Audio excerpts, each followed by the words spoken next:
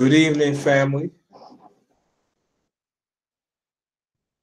Welcome to the Underrated Talk. Speak for ourselves. Man's talk tonight. Um, Man's talk tonight. Good evening, Patricia Chanton. Oh, thanks for coming, Blake Reed. Thanks for coming. Men's talk tonight only. All about advocate for ourselves. That's what it's all about. The Real Aaron Collins, salute.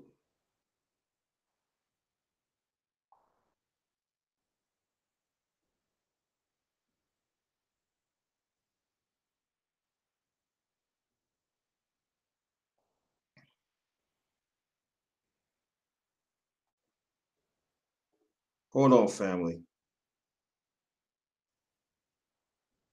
Appreciate your coming. No, you don't have to leave. You can stay in the chat. No, don't leave.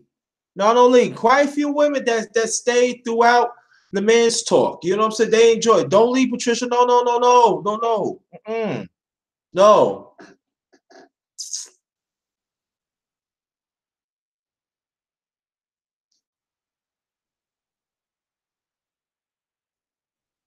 No, don't leave. No.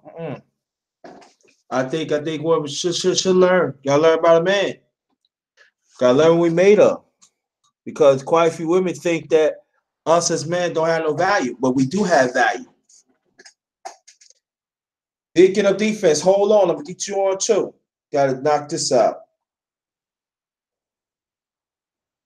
Yeah, Patricia. Yeah, she said she's staying. She's staying. Right, Patricia? Let us know. Stay.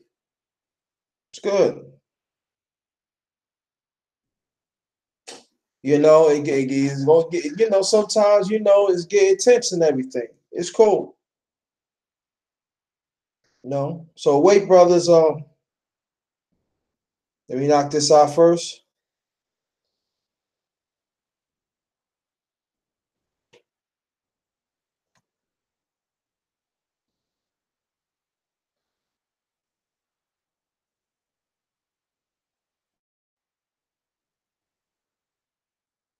Again, this is Men's Talk tonight.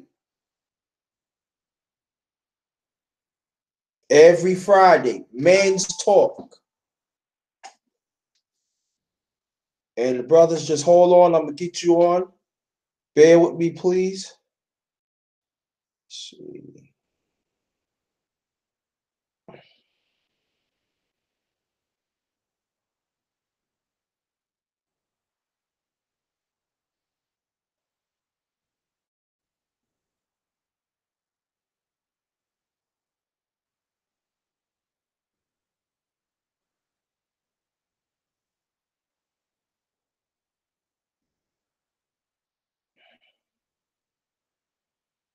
Why?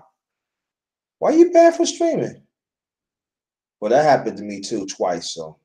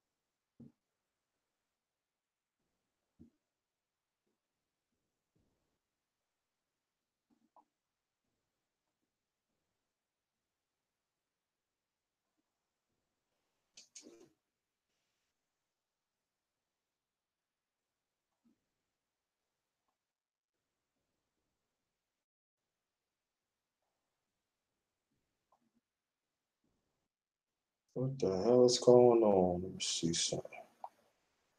Copyright? Oh, figures.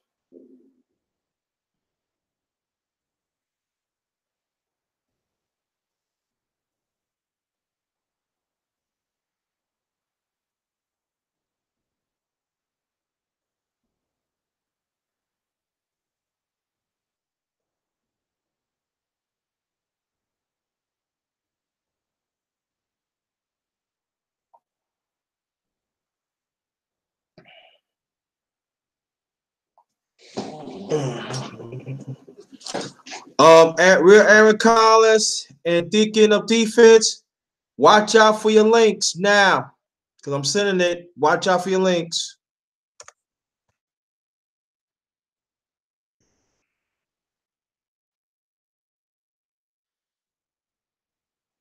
Okay.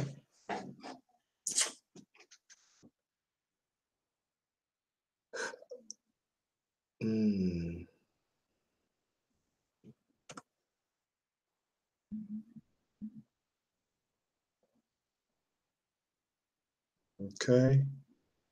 That's not it.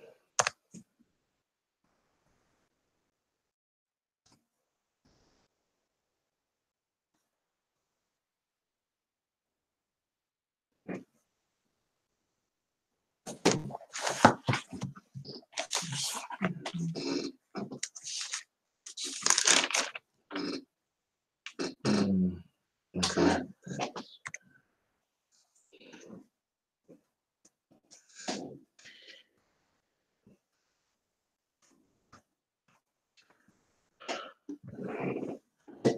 All right, brothers. Deacons of Defense, the Real Aaron Collins. I send y'all the link.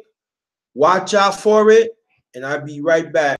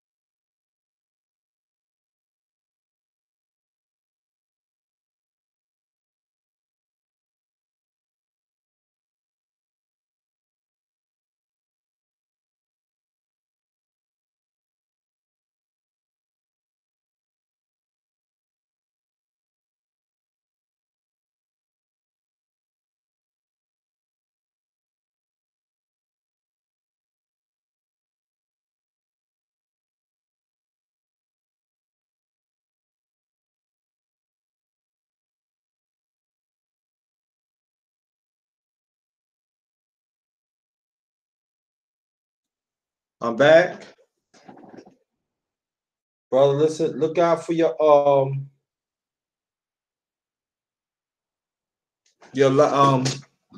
of your links.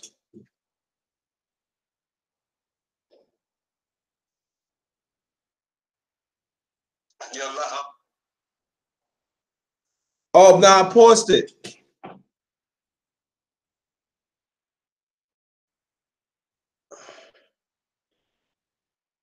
No, I paused the audio because I had to get a phone call. That's what happened. Okay. Okay.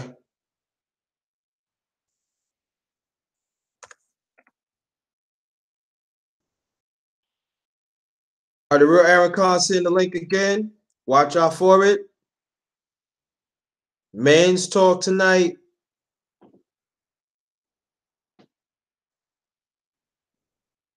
Fonda, welcome. Raw Honesty, welcome. Congratulations again.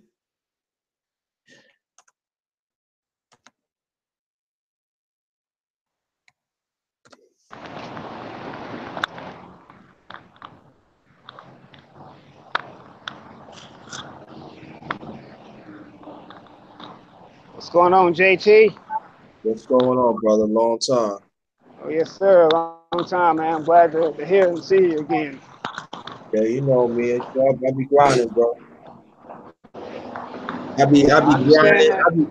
I be grinding if people don't think I am, but I grind. Oh, yeah, I get it. I totally get it, and I respect it, too. Got the grind. The grind and the hustle are one and the same. And Yeah, it's not necessarily a bad thing either. When not at people talk all. about grinding and hustling, they automatically think of all the negative aspects of it. There's some positive grind and positive hustles as well. Yeah, definitely. And I let people know that when you grind, not everybody's going to see you. Only just selected few. And I could accept that. You know what I mean? And that's real talk. I could accept that. Yes, yes, sir. Yes, sir. Yo, so funny you talk about it. Thinking of defense, I see you the link. Come on through. It's so funny. My God kids, they be saying, why nobody don't behind listen to you and stuff? I said, you gotta understand, what it is, what it is. I'm grinding. That's right. Because it's a bigger picture. Our ancestors paid the way. You know what I'm saying? I'm keeping real with you, brother. This March is not gonna be a good month. I lost my father 30 years ago. That's on the 23rd. I lost my son 10 years ago. My condolences to you, JT. I didn't even know you ever had a son. But yeah, my condolences. Yeah, so I'm grinding, man. You know what I'm saying? Part of my grinding and our ancestors. You know how people, man. So I Yes, do have sir. a chip on my shoulder. Not in complete great, but I do got a chip on my shoulder. So That's right. if people don't respect me, listen, you don't have to like me, but you're gonna respect my existence. And that's what's up. You're gonna You gonna respect respect my that. existence. You gonna respect my essence. You gonna respect everything about me. But no, you don't have to like me. That's real talk right You there. don't have to like me. I wasn't born in this world to like you. You know what I mean? Oh That's how yeah, it is.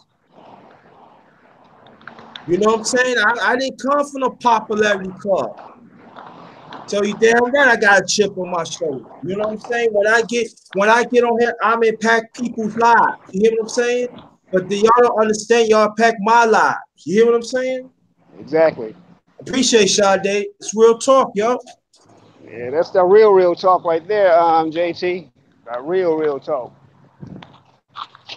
Motherfuckers don't understand at times. I'm talking my goddaughter be in tears. That why they don't want to hear you? You inspiring. It's okay. It's all right. Even my godson, it's all right. I'm I doing don't, the work. I'm doing the work. I don't think they understand the purpose of your name. That's why you call it the underrated one. I am underrated. Yeah, I don't think they understand though why you call the underrated one. Yeah, I You am might have to underrated. you might have to break it down to them again because see these folks think you're playing. No, yeah, I'm not playing, dog. They see because see this is, and it not just go for me. It goes for other people too. You know what I'm saying? They look at certain people content and they feel like, oh yeah, oh it's not inspiring. How do you know that? How do you know that person goes through? Yeah, it's real talk right there.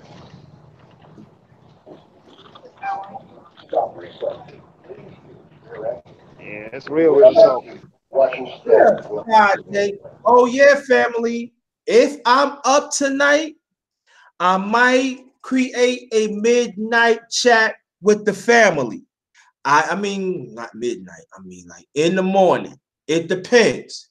If you're interested, let me know. Because I'm thinking about doing something different. Um, you can hear me, Ray Aaron Collins? Oh, I can hear you very well, JT. Keep talking. I can hear you. Okay, cool. So I'll be thinking about this for a while. And I know sometimes, y'all want to talk. So, but y'all have to be willing to let me know that you want this. Like I said, if you want this, I'm not gonna do it all the time. Cause it depends how long the man's talk is and everything.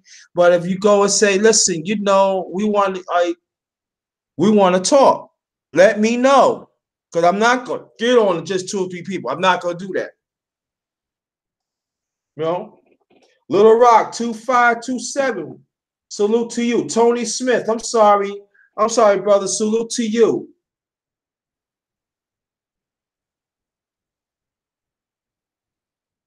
Yeah, I'm still listening to you, JT. I'm just on mute right now, so Okay, do no, what no, I I was got on background. you. All right, Deacon of Defense. I was trying to say it the other way, but I'm gonna send it through the Gmail. So look out for it. Just doggone.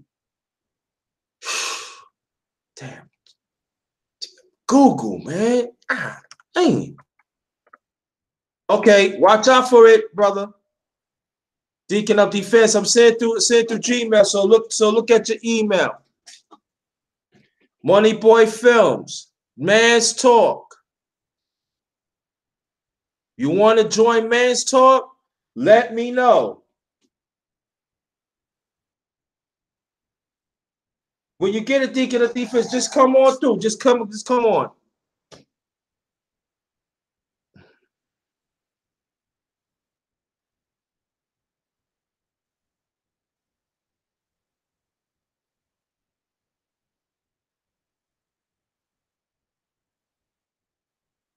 I'm sorry, Vonda Harris. Thanks for coming. Thanks for your constant support. I very much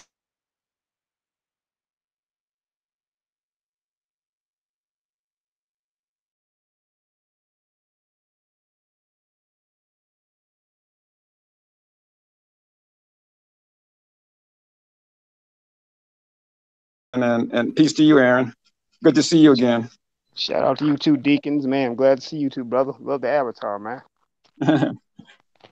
all right. She Stay Sleep come through. Salute to the She Stay Sleep. That is the spoken truth of our community.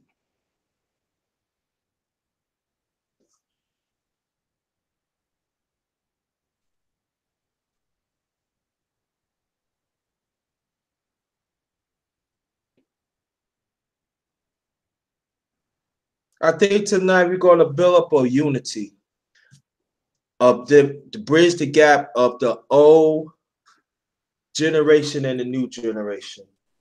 I think it needs to be talked about, and I think I'm gonna make that serious. Salute to the brother, one and only, the spoken truth of our community. Peace, peace, peace. What's up, Sheep? How you doing, brother? What's going on, bro? Chiefs, how's it going, brother? I'm good. Peace to everybody, man. Shout out to everybody in the chat. Yeah, peace of the chat. We're gonna wait to get a few more men on there, then we'll get it started. Like again, I'm gonna put it out there. It's gonna be, I know that some of y'all want to talk after the man's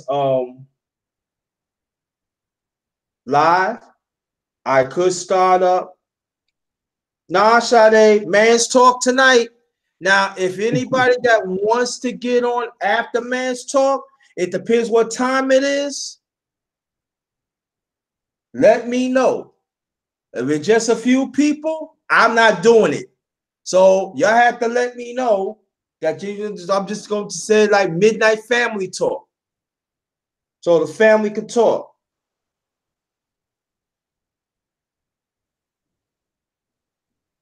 So again, Money Boy Fails. If you want to get on, you have to let me know. But again, if y'all want midnight talk or whatever time it ends, if I decide to do it, you better let me know. God, let me know. It ain't gonna be no invites. I'm just gonna send it out. I mean, I'm just gonna chime it up.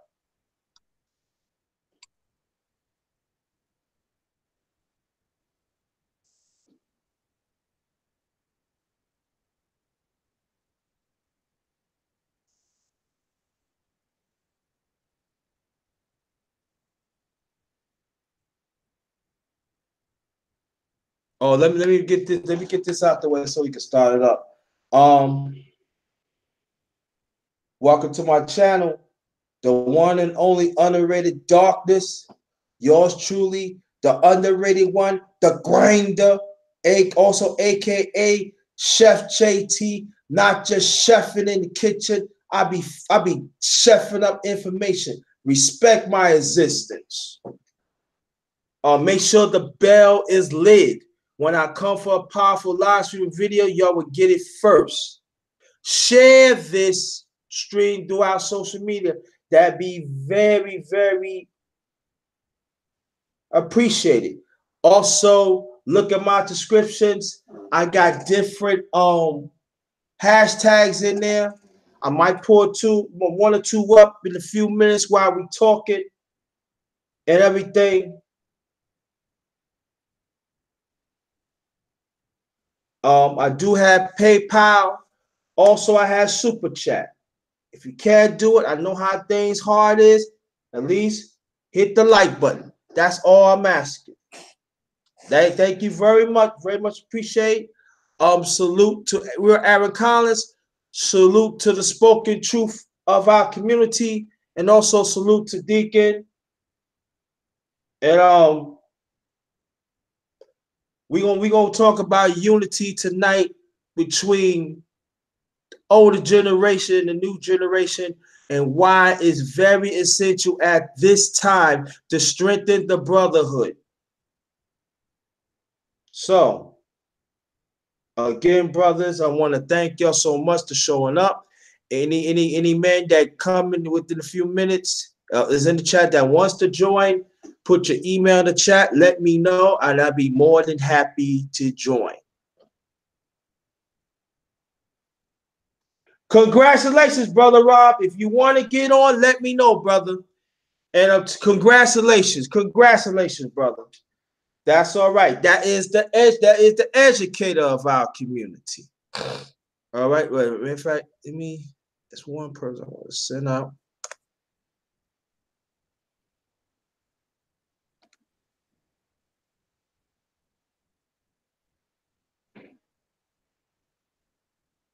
You be winning a lot of championships, Brother Rob. I see you, man. The educator in our community. Like I said, if you want to get on, I know you probably want to celebrate it tonight, want to break, but if you want to get on, you're more than happy, brother, because your presence always be felt. You know? So, but we're gonna get into it. Is this that?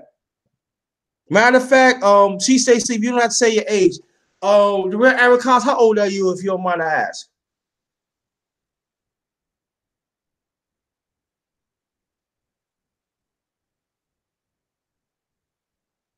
Deacon of Defense, how old are you, if you don't mind to ask? I'm 55. Ooh, you older than me. Make me want to drink a goddamn bill. That's Be 56 in October.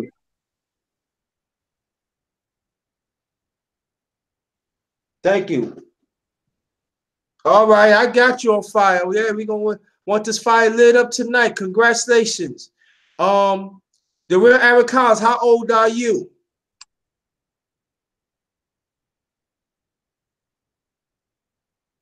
Well, we get to him later. I wonder if he knows he's muted. Yo, yeah. Real Aaron Collins, you are muted.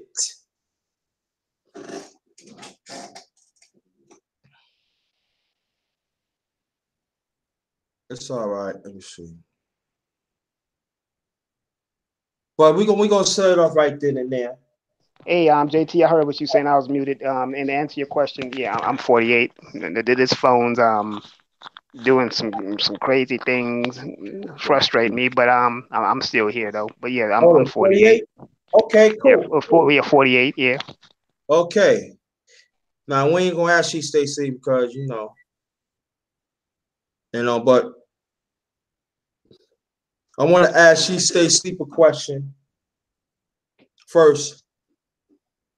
Brother Rob, I send the link out to you, brother. Come on through.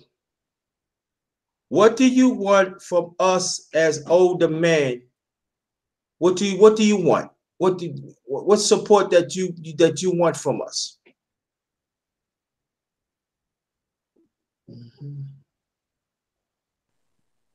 Well, I'm gonna say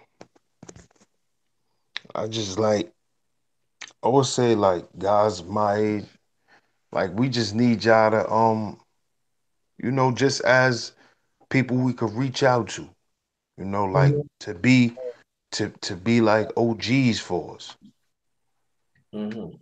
you know, be the ones that we could reach out to for certain things and you know certain resources and things like that. Like and not even nothing like tangible, but just be there for us and understand what it is that we dealing with. Like understand that we was once y'all, you know, Mhm.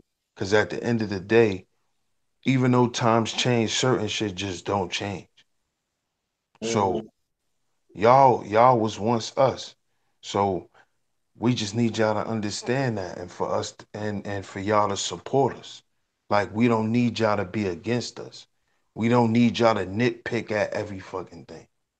Right. Because the people in my generation, how we look at a lot of stuff is if that's what you gonna do, then we just gonna ignore you.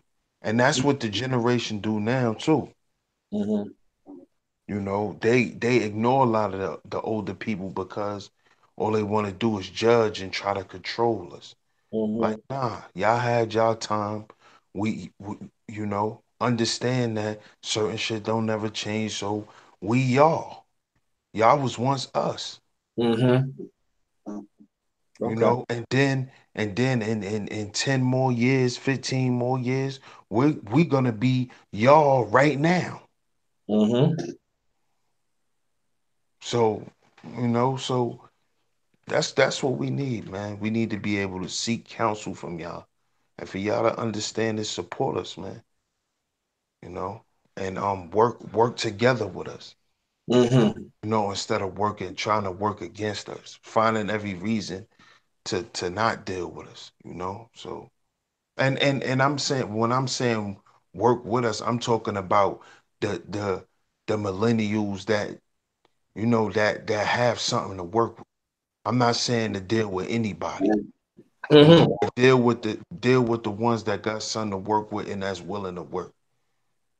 Just don't shut everybody out. Just don't Mhm. throw in the towel. You feel me? Got you. Because basically, if you look at it, that happened in like every generation. Yeah.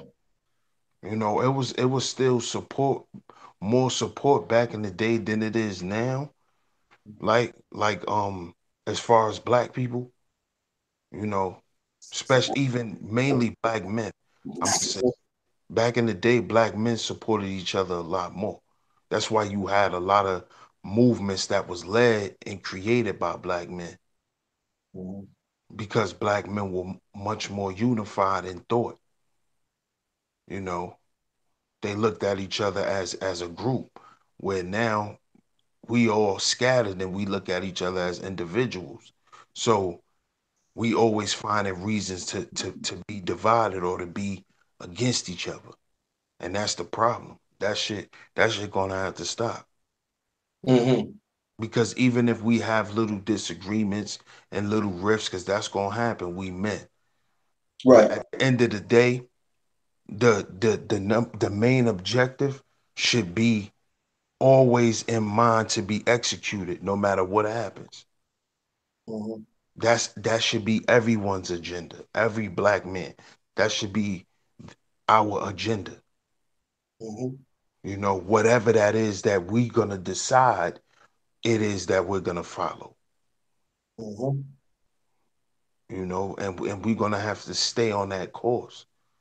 Like I Mhm. said, no matter how much we infight or whatever, we keep the infight and shit for our group, and we keep it behind doors. We don't let that shit spill out in public. Mhm. Because that's what other groups do. Because we from New York, so Yeah. we grew up around the ox stores and the Spanish stores. Them niggas fight each other too. Yep. They fight each other in the stores. Mhm. And But it's at the end of the day, that goddamn store stay open, Mhm. and they keep getting that goddamn money. And we have to have that type of mindset. Mhm. We gotta have that type of mindset. Like we can't let that, we can't be that destructive in our, in our thinking. Like we get into an argument, we ready to burn anything the fuck down. We got to stop having that mentality for each other as black men. Right. Because we be ready to go to 3,000 on each other real quick. Like real quick, just to prove a point. And we got to think, like, what's that really doing for us? That's not helping us. Because at the end of the day, somebody gonna die, somebody gonna go to jail. So that's 2 people dead. So that's another family messed up. That's another family misguided because there's no man around. Right. That's a family that's less protected because there's no man around. So like we gotta start thinking like that. And the young men and the older men gotta be on one accord. Y'all can't just sit there and look down on us and all that type of shit. Y'all just we gotta work together and get it done. That's it. Okay, I appreciate that. Brother Rock, before I get to the two, but Brother Rock, congratulations on another championship. I know you rising high. This conversation is about the older generation and the older generation and the younger generation. The bridging the gap. And you don't mind, good brother. How old are you? Don't lie about your age now. I know you're on the high now. Yeah, man. Yeah, I just turned 23. I mean, about to say 23. 43 on January 2nd. Wow, man. You do look bad 23. How long you don't mind, how long you been married? Man, this year make 22 years. Okay. Yeah. All right. As an educator, because I'm gonna get to Real Aaron Cons and the Deacon of Defense, because Deacon of Defense, you older than me, so I definitely want to hear from you. And Real Aaron Cons, definitely hear from you because you raise your niece and your nephews, so that's very sensual stuff. Why tell people of being a father in the family, and plus an educated, also the father in our community? Why let the people know, even us in the past, why it's so important to reach out to the younger generation? Well, how do we go about to reach out? Like for my brother, she stays sleep. Generation and young ones.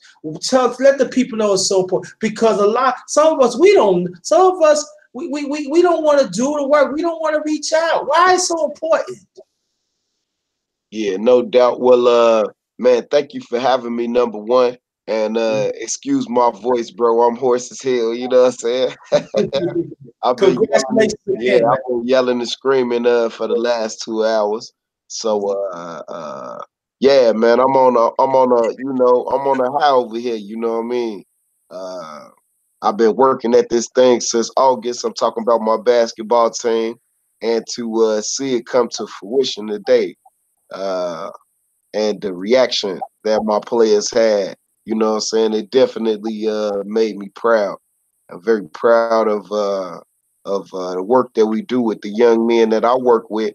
Um, they are Chicago, West Side, South Side primarily. It's not necessarily a black school. It's a public high school, but for those who don't know, I work at an option school, an alternative school. What does that mean in the city of Chicago? You got kicked out of your last neighborhood high school or charter school or selective enrollment school. You got kicked out for what? For a plethora of reasons. You know, you got pushed out, you got into a fight, you snapped on the wrong person, you got pregnant, you got incarcerated. It's you coming in, you moved in from Africa. It's a gang of reasons why kids comes like mine. So number one is before, and I say it again. If they don't learn the way we teach, We gotta teach the way they learn. I'm gonna say it one more time, right? If they don't learn the way we teach, we gotta teach the way they learn. By that, right? You know, I done read, I've seen the amount of books, you know, and you know, I I'm not a dummy. Let's just say that, right? You know, I know a little bit about pretty much everything. You know, uh, history is my passion, though, and uh, I don't talk about that stuff. I talk to them about the stuff that they, and I use that to build a bridge. They have to know. They have to know that they are included in the plans for our people's future, and that you taking our future serious. If you only thinking about you and not the group, right? They gonna see that. If you thinking about the group, they gonna see that. If the plan is to help the group, they gonna try to execute that. If the plan is for you to just come up, guess what's gonna happen? They gonna only think about themselves. So when we say that the kids fucked up, guess what we really saying? We fucked up. That's what we saying. Look, kids, they crave structure. And if you give them structure, they will accept it. They might grumble, have some thick skin and tell it. I tell kids don't tell me. I established that in the beginning. Hey, kid, look. Hey, you done knocked out a teacher. Okay. You not gonna knock me out. You heard me, kid? I beat the brakes off your ass. So you need to understand that. You know what I'm saying? Hey, send your kid to me and he talking that gangster shit. You see? Everybody gangster till it's time to do some gangster things. Everybody is. Everybody a tough guy until it's time to fight. You see? Men gotta be men. That's what we talking about. We have to take our rightful place in society as black men and stop shying away from our responsibility. I think any woman in the world is gonna fall in line once she see that what I'm doing benefit the group. I hope y'all see that, man.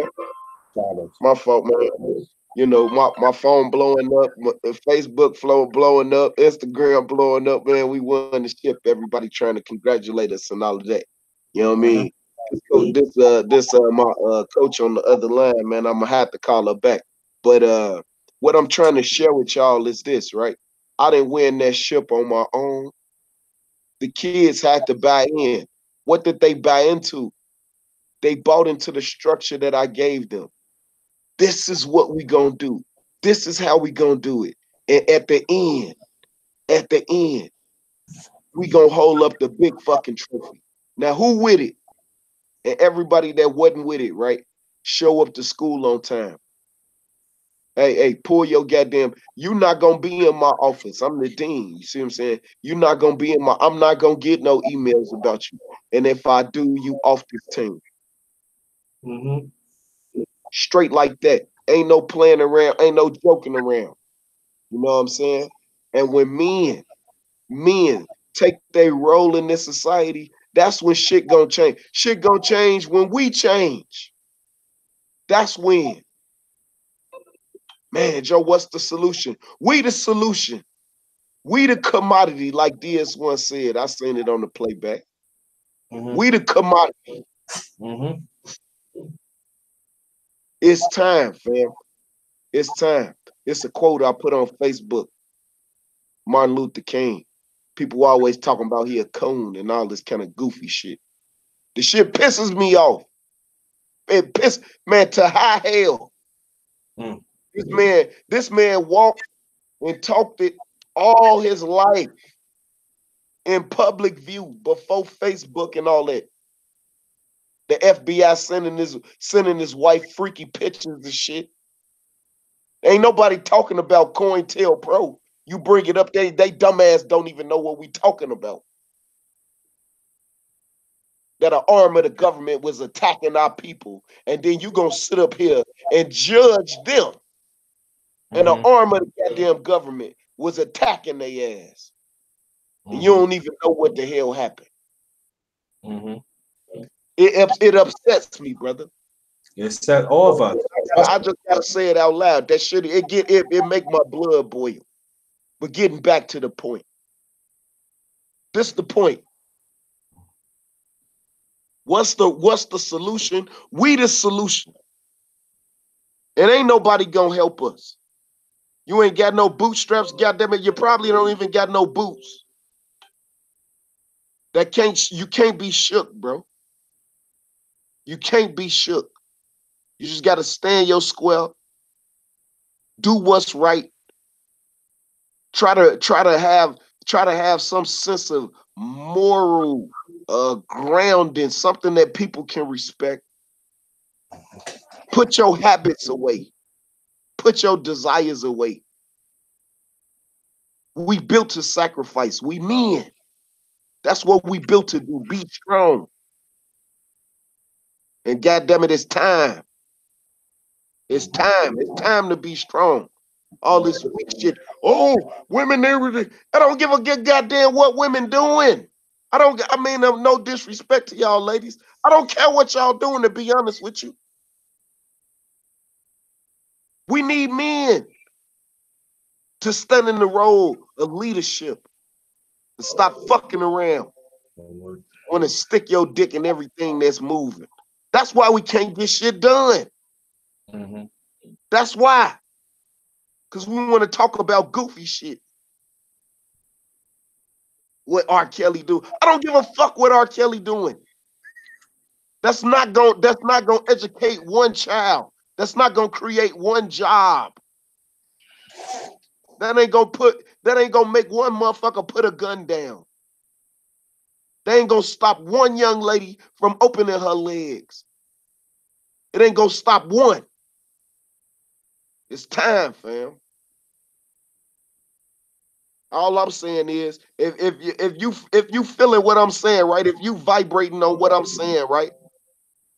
Then man, hey man, I'm talking to you. But if you don't like what I'm saying, well, hey, you know, shit, feel how you feel, nigga. It is what it is, nigga. Cause I'ma keep working. I'm trying to get a shorty out of jail right now, nigga. Monday morning. Where I'ma be at? Where I'ma be at?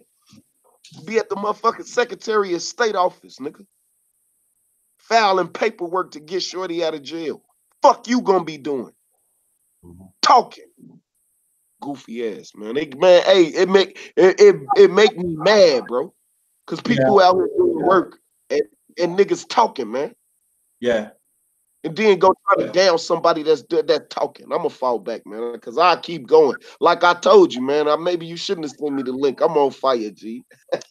No, Rob. No, before I get to the two brothers and everything, I'm glad you brought it, because we know each other for years now. Besides DS1, we see a lot of things.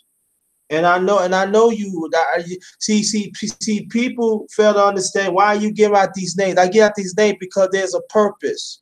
I get at Rob Nate because he is an educator. He loves us. And sometimes that tough love that we need that. That's part of encouragement. And so that's what I'm saying. This man still have to be on damn fire. I don't want to be stale. We got to challenge each other as brothers. That's what the man's talk is all about. We challenge each other to strive to be better fathers, better uncles, you name it, even grandfathers. And then not a lot of people don't talk about that much, but it's cool as me being as a godfather. We need this to be on fire. We cannot let up. So the deacon of defense, can you tell us what are you doing to create for our generation? But let's talk about the younger generation. Well, again, man, I want to thank you for having me up here. Well, my pleasure. You did the hard work. You came up here, so don't thank you. Thank you. But you up here. That's what counts. Thank you, thank you. I want to congratulate the brother for winning that championship and for the young men that he's coached that won that championship. So congratulations on that. Man, for me, I always believe it's the young that we need to educate. My advice would be to the young people, man, is to grow your family, get a family, grow it, and stay with your family. Stay with that woman you had that child with. Raise those your daughters and your sons. I believe that's the key to everything that would bring us back, to our greatness, is raising our children. I have 4 children by one woman, one black woman. My children range from from 25 up to 32. I got 3 girls, 1 boy, and my son is the youngest. And there is no more pleasure in this world, man, than being in your children's life and watching them grow up. Now, in my situation, me and their mother, we went our separate ways, and I lost contact with them for a little while. So that kind of made me bitter. But I'm in contact with 2 of them. The other 2, they're kind of upset with me. I live in Vegas. One of them is here in Vegas. The other one is in California. Well, I'm sorry. Let me change. 2 of them are here in Vegas. One is in California, and the other is up in Kansas City. But I was in their lives for the first 10 years of their life, and like I said, when me and the mother broke up, she wouldn't allow me to see them. So it kind of made me bitter for a while. But as they grow up and got older, of course they contacted me. Like I said, two of them we're real cool. The other 2 are they kind of pushed me back a little bit. And I'm trying to get back into their lives, but it's not easy because of the things that their mother was telling them growing up. Now, I was supporting them, as they were growing up. I would send them, presents and stuff like this. But the mother would say that she gave it to them. But they would remember, because I would tell them, well, hey, since I talked to them since they've been grown, I've asked them, hey, you guys get this? Did you guys get that? And they would say, yeah, but Mom said that that she bought it for them. She said that they would say, Dad, we didn't know that you were doing those things for us. And so that's, like I said, it's kind of made me bitter towards the mother. But at least I got them back into my life. So at least 2 of them right now. I'm working on the other 2. But so my advice, man, stay with that woman if you can. Stay with your children, all in one home if you can. But if you can't, man, at least try to stay in their lives. That would be my advice to young men and women. But to the men, definitely try to stay in your children's lives, man, because there is no greater pleasure than to be in their lives, and no greater pain than not being in their lives, man. So that would be my advice right now to the young men. Okay, cool. Before I get to you, Aaron Collins, the ones that I make mods, they're down with the Doom Shotters. There's rules to this. No troll zone. Get them out. We as a family of the Doom Shotters, we work together. Give them, with the trolls, Give them the AK. I named the other ones later all along. So use it wisely. Thanks for support. And I'm it's going back. to I'm back. My bad. and so it's going to be at times I'm going to add some more. So always a lady at Vonda Harris. Thanks for keep on coming, keep it going, and welcome to the Doom Shots. No troll at all. Anybody that talks contrary or whatever I do on my channel, get them out. This is a family channel. This is a family. And I'm family, I'm law. That's how it goes. I protect my family. All right? Thank you very much. Brother Rob, before you say anything, before I get to real Aaron Collins, would you say something, bro?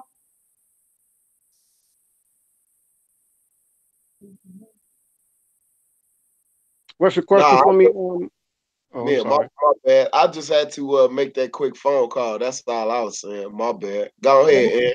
Okay, Aaron, Yes, you heard sir. you heard everything was going on.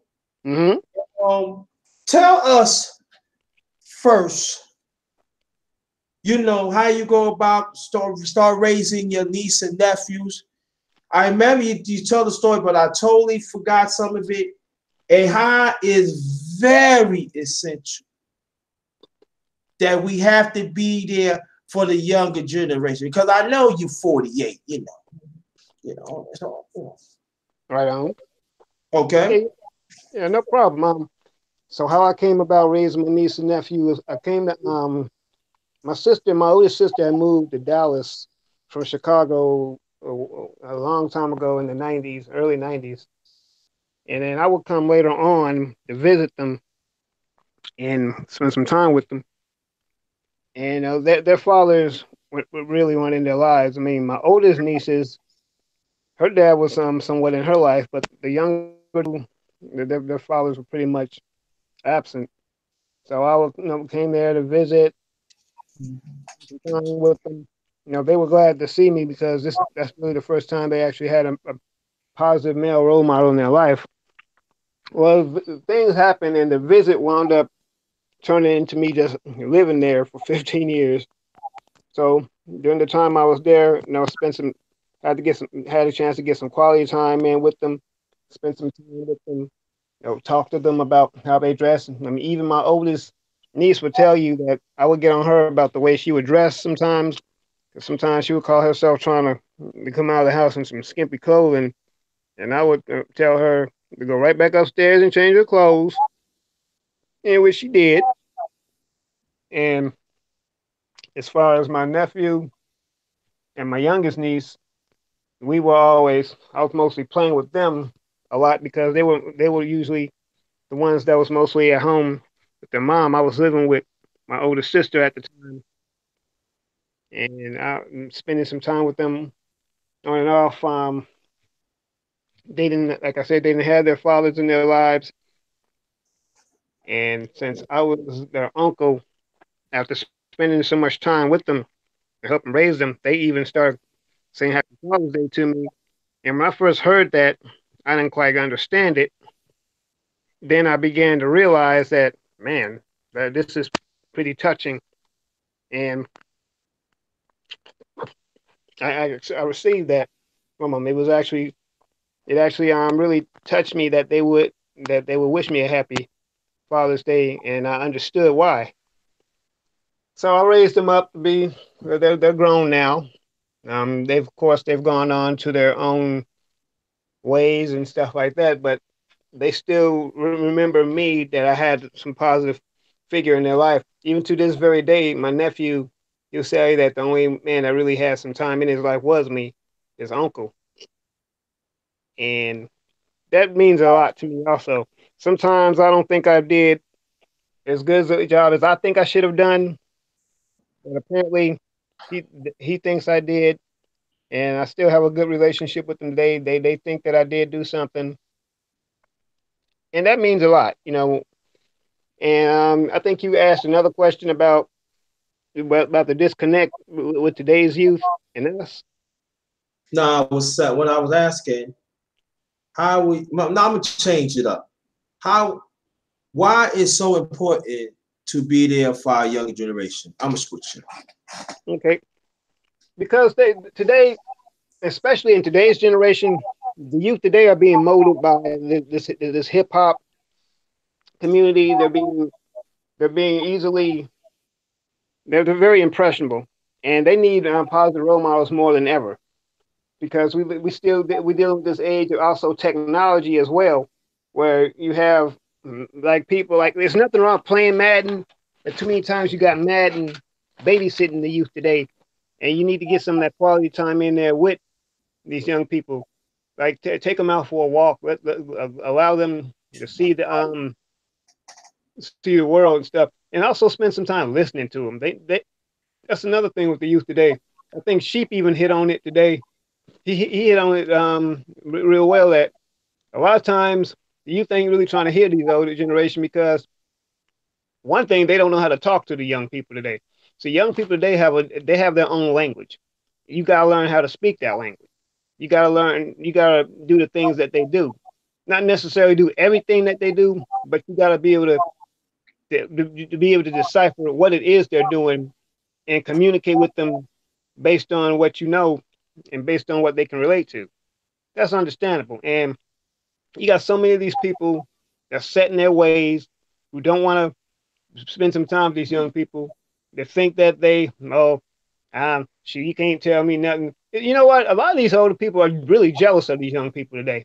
They really are because they didn't do something in their lifetime that these young people are doing today. I get it. A lot of the things that they have today weren't available to us. I get that, but that's no reason to be bitter or disrespectful. Now, talk to these young brothers today. Talk to these young sisters because like Sheep said that really they are looking for some kind of structure. They really do want to fall in line, Right. but they want people to respect them. Mhm. They don't want to be out here alone. They're like, we really reaching out to y'all. We just want y'all to respect us. That's all. And I can get that. I respect that. No, I can get with something like that. I mean, even to this very day, I have a few young people sometimes call me OG, and I'm like, man, I respect that. I mean, they call me OG, and I don't think I've done nothing especially noticeable, but the fact that they give me that kind of title, I mean, I don't take that for granted. I'm like, man, obviously apparently they must see something about me. So yeah, I'm not trying to toot my own horn and nothing like that, but anytime when I hear something like that, that does really mean it means a lot to me. Yeah. Yeah. Well, I know for me that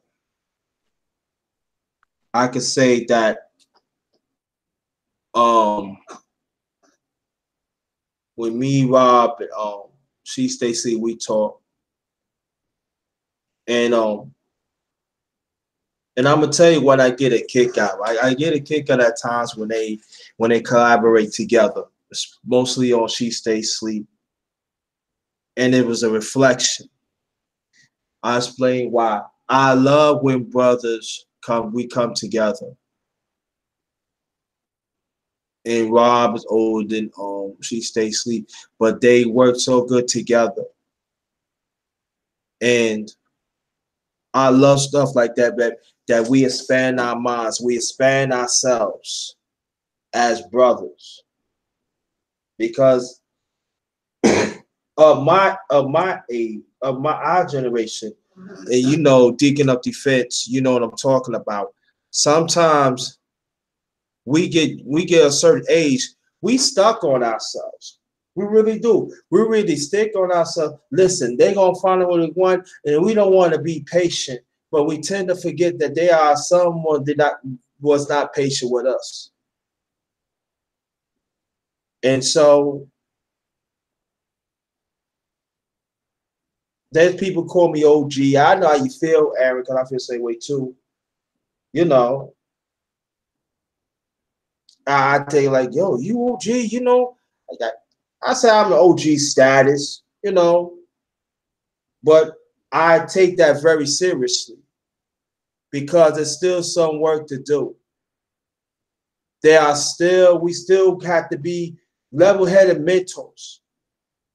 And we have to be there for our brothers that are younger than us in trying times. See, it's easy to be with them because we chopping it up, have fun. But I'm talking about in crucial times, the way how this oppressed system has still on the neck of us as black men. And we have to understand that. We also have to understand our value as a black man. Black women had your value, no doubt about it. I'm talking about us as advocate for ourselves.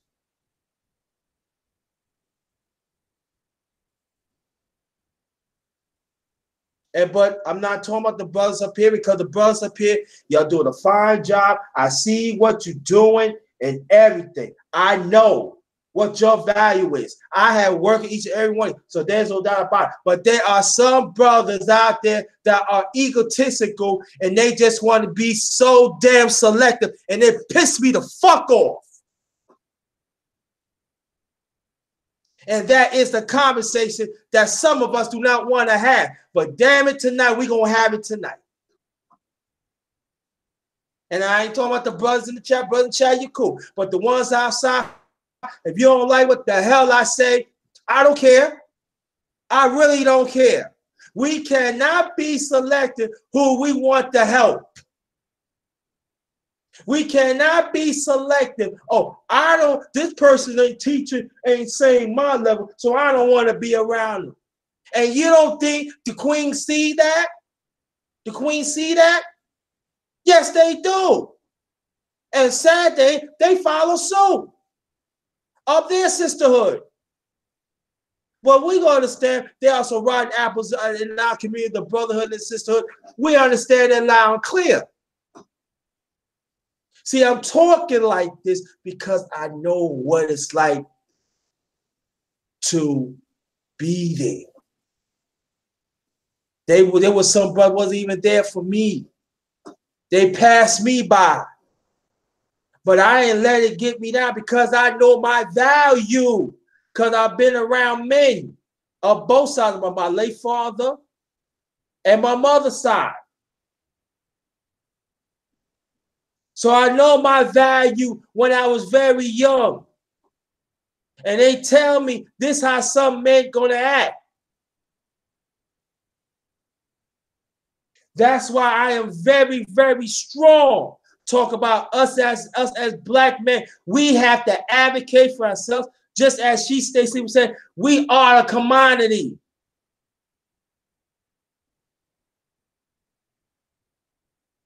If I tell anyone, if I cannot be commodity, if I can't be uno, I don't want to be around you. That is my choice. We have to understand we do have a choice. Now, if someone want to get mad at it, I don't care. Get mad. So that actually let us know that you don't have no value of us.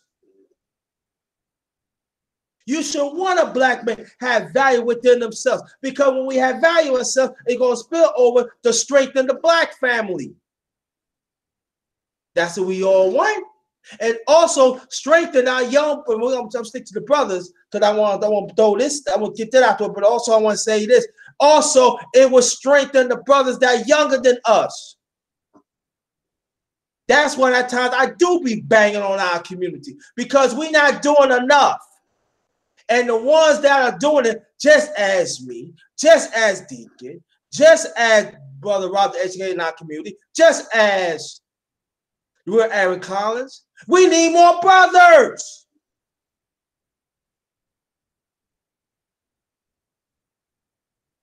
It's nice to talk big. It's all nice. It's all nice to talk on.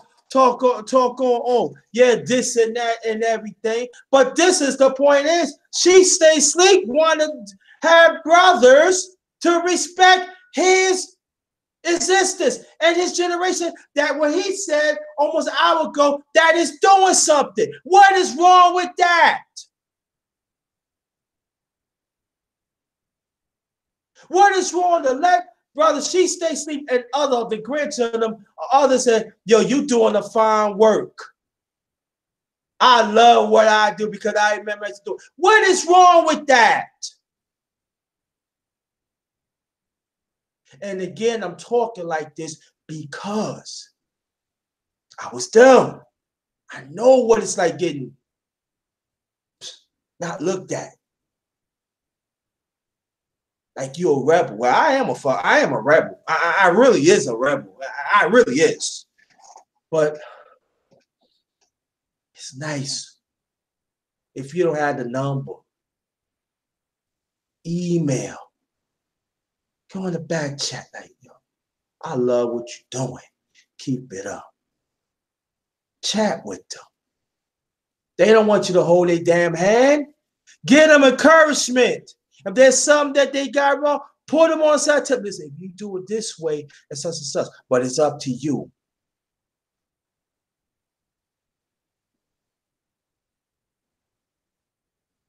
But see, when I talk like this for years and stuff, there's men, they get mad. Oh, you don't understand and this and that. No, you're not doing the job, okay? You are damn selfish. And being selfish, that's not what being an OG is about. See, I take this very seriously because my younger brother is Down syndrome, family. So I had to make sure he's okay. Despite we like almost 500 miles away. My two older brothers, they are sickly. So for me, I gotta make sure they are all right. And plus for me, I am a godfather. And plus my older brother, his daughter, she, you know, when she was born, make me as a second father. So I gotta make sure she's okay. So I got responsibilities. And also to my daughter's family like y'all. I gotta make sure you're all right. I know you're grown. I know that loud and clear. God, I gotta make sure you're all right. And I'm proud to do that. But our brothers, man, in our generation, man, y'all gotta stop be on this egotistical that you if a brother don't say a certain thing, right, or you know, it's not helping. It's not helping. I just gotta get that out. And then the ones don't like it, who cares? Who cares? So any of y'all want to pick that up? Go right ahead.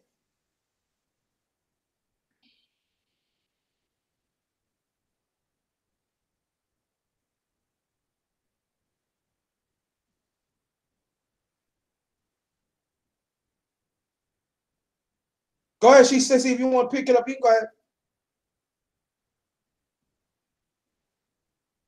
Well, yeah, bro. For the most part, you know, I agree. That's just something we gonna have to do, man. And the point of it all is if we don't see the importance in doing it, then you know it's just gonna be another 2, 3 generations down the drain. Mm-hmm. You know, we gotta understand that. We gotta be able to see if we don't correct our mistakes, man, and like you said, start doing more. Then you know it's not gonna be no hope for us at the end of the day. Yeah. So I agree with what you're saying. Appreciate that. Means a lot. We just want to let you know we here, brother. And because tenly, wherever you need me, you know I'm here. Even if I just be a hearing ear, that's all right. And see, and that is our problem too. When I get to the rest of us, and that is our damn problem too. In our generation, we don't want to develop authentic listening. We want to cut the younger brothers off when they talk instead of understand. Now you keep on talking, brother. Wherever you need me to say anything, just let me know. We don't want to hear them. And that's pissed me off too. So any brothers can chime on in, please. I want to ask the young brother. I know he said he has some concerns about the older generation, and I believe him. I think he's saying that we're not listening. I would like for him to tell me tonight. How can I put this? How does he feel about his peers? Because we have a lot of men having multiple women and multiple babies. Does he talk to his peers, his age group, and explain to them?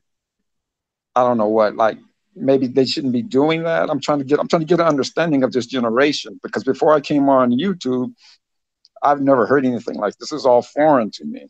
But you know, brother, I understand what you're saying. But see, tonight, I understand what you're saying, and I'm not disputing what you're saying. But what I want it tonight to be, I want us older generation to bridge the gap with the younger generation. I understand what you're saying, but that's what I'm at right now. Right, but I'm trying to get an understanding of what their grievances are. I mean, it's got to be more than just communication. So I need an understanding of how they feel, of what's going on in their lives that they feel they may need to speak on. You see what I'm saying? The well, the communication. Well, communication is the most important thing because that's going to be the basis of a functional relationship between one another. So if the communication isn't fixed, because I feel that that's the main issue. Like, even just that whole attitude of like, what's the problem? Like, I like for y'all to it just seemed like sometimes some of the older guys feel like there's no issue. Like why y'all feel this way? Like we just complaining about shit, you know? And at the end of the day, like I said, y'all gotta understand at one point y'all was us. So I'm pretty sure in y'all generation, y'all probably felt like that from people too. So it doesn't make sense to keep doing the same shit over and over and over and then expecting a different result. So that's why the generations just keep being what it is. It's because there was a breakdown in the relationship between those two generations that was never mended. Right. Period. But see, I'm trying to get specific here. So if you and I were sitting down right now and we were face to face, and I said, Mhm. brother, what's going on in your life right now? What are you feeling? What would you say? Well, I would say right now I'm just grinding. I'm just trying to build and have more for myself and for my family so that way I can have more to offer for the group. Like that's where my whole mindset is as an individual right now. Is to work to build myself up to have more to offer the group, you know? Because Okay, at the right. end of the And day, so, I would like to work as a collective. So I gotta have something to offer. right. Okay, and so if I were to ask you while we're sitting face to face, Mhm. if I were to ask you what can I do to help you achieve that, what would you say? I would say just support me, and if you if you if I tell you, like, if I sit down and tell you some ideas and you feel like you can help me in a way, I feel like if you feel like I'm worthy to be helped, I feel like you should help. You know, if if you have the mindset of we're in this together, because there's a lot of older black men that don't feel like they owe the youth nothing. They don't feel like they have to do anything for the youth, or it's like I got mine, get yours type of mentality. Yeah, And I've never that's felt that, bro. we have to deal with that too as young black men from the older guys. We got to deal with that. And a lot of those guys that have that mentality be the ones that have good resources that could get a lot of young dudes off the streets. These dudes have businesses and stuff like that. But I feel like a lot of the older guys don't have enough patience, because I know there's guys my age and younger that may not be as disciplined as me. They may not be as diligent as me. They may not listen attentively as me. So when y'all dealing with them, you know, it may be, a lot of older guys be like, man, I'm not dealing with that dude. That dude is too much. He doing too much. I'm not dealing with him. See, that has to stop. I'm not saying to put up with somebody's BS, but what I'm saying is don't be so quick to throw people away, because that could be the reason for why he's acting like that, because he's been thrown away so much. So that has to be that has to be a thing between black men. We have to have love for each other. We have to have compassion for each other. We cannot see each other as an adversary, or someone that I have to race to the top. We have to stop looking at each other in that way. And a lot of the older guys and the younger guys, that be another little miscommunication too, because a lot of older guys be going after the younger girls. So sometimes that causes conflict between the younger men and the older men too. So it be a lot of things, and all of that come from the lack of communication. The fact that somebody's saying, I'm not going to talk to somebody. That's really what it is. It's simple, but it it it it causes a lot of issues. It's a simple issue that could be fixed, but the problem not being fixed is causing a lot more damage. You know, the lack of communication is one of the biggest problems in any relationship, whether male, female, whatever. But if there's a breakdown in a relationship where somebody don't want to open up and talk, like, see, you just invited me or gave me an example on how you would invite me to have that conversation. Now, the most important thing in that DOD was not that you just invited me, but it was the way you did it. You made me feel comfortable in wanting to talk to you. But if you didn't say it that way, I wouldn't have took it that way. And then I could have had a choice to say, I'm not telling you nothing. And then there's the breakdown in the conversation. The conversation broke down right when you said it in a way where that young brother did not feel comfortable in speaking to you.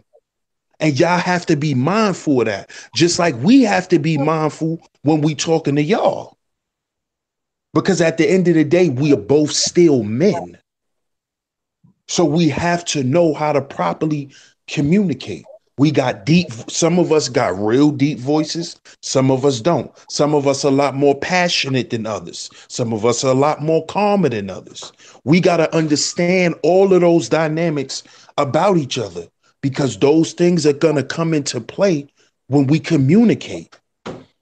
Because some calmer guys, when they interacting with guys that are a little more passionate, they may feel like they being attacked when the guy's talking to them. And it may not be none of that. But that's how it's being taken because somebody's not understanding somebody. So we got to take time and do that. That's the most important thing. Well, I appreciate those words, man, and giving me a better understanding of how you feel. I really appreciate that, bro. No Okay, doubt, no cool. doubt. Aaron, cool. Aaron Collins, Yes, sir, my brother. put your input in it, please.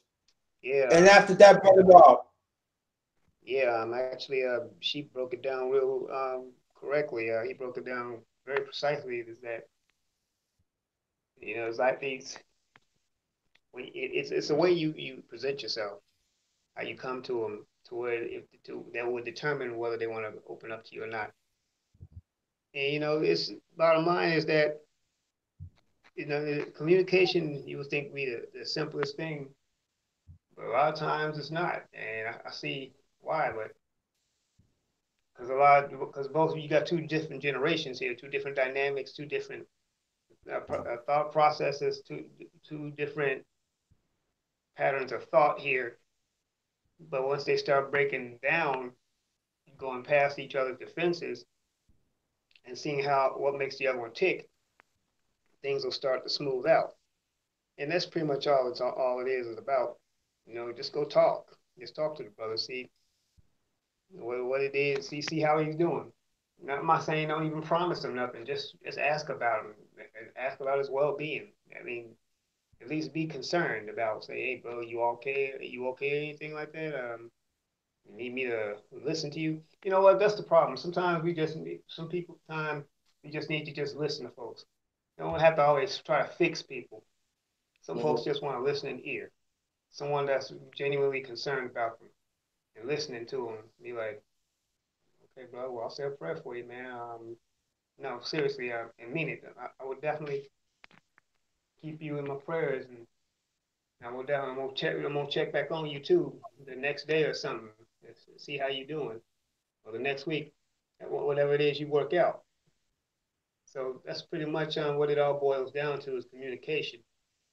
Yeah, that's what's missing in today's world is communication because we live in a very high tech world today where everything is LOL and LAMO and WTF, and I mean we don't even speak English no more. Everything we speak to is an abbreviated form of speech, and it's disguised as an emoji or whatever. Now, once again, I get it. I mean, this is the generation we're living in. We're in the tech generation. Cool, fine, but don't let tech completely replace the basic need of human peer bonding. And that's some old fashioned traditional man to man, woman to woman, man to woman, bottom line, human to human love. That's it. Okay, thank you. Brother Rob. Yes, sir. I agree with what DS1 was saying. Um, it's important that us older guys have patience. Uh, me, I try to envision myself when I was 18, 19. You know what I'm saying? What would I have said to myself to make me come to myself faster? You know what I mean? Like that's literally how I approach my job. I'm thinking about what I would say to myself when I was 17 so that I would stop doing that stupid shit and get on business. You know what I'm saying? Literally when I'm addressing the young men. The young ladies is very it's a challenge. Obviously, I'm not a woman, and so um being able to strike up conversations to where like um we can speak openly, we can speak frankly, but they young women. It's very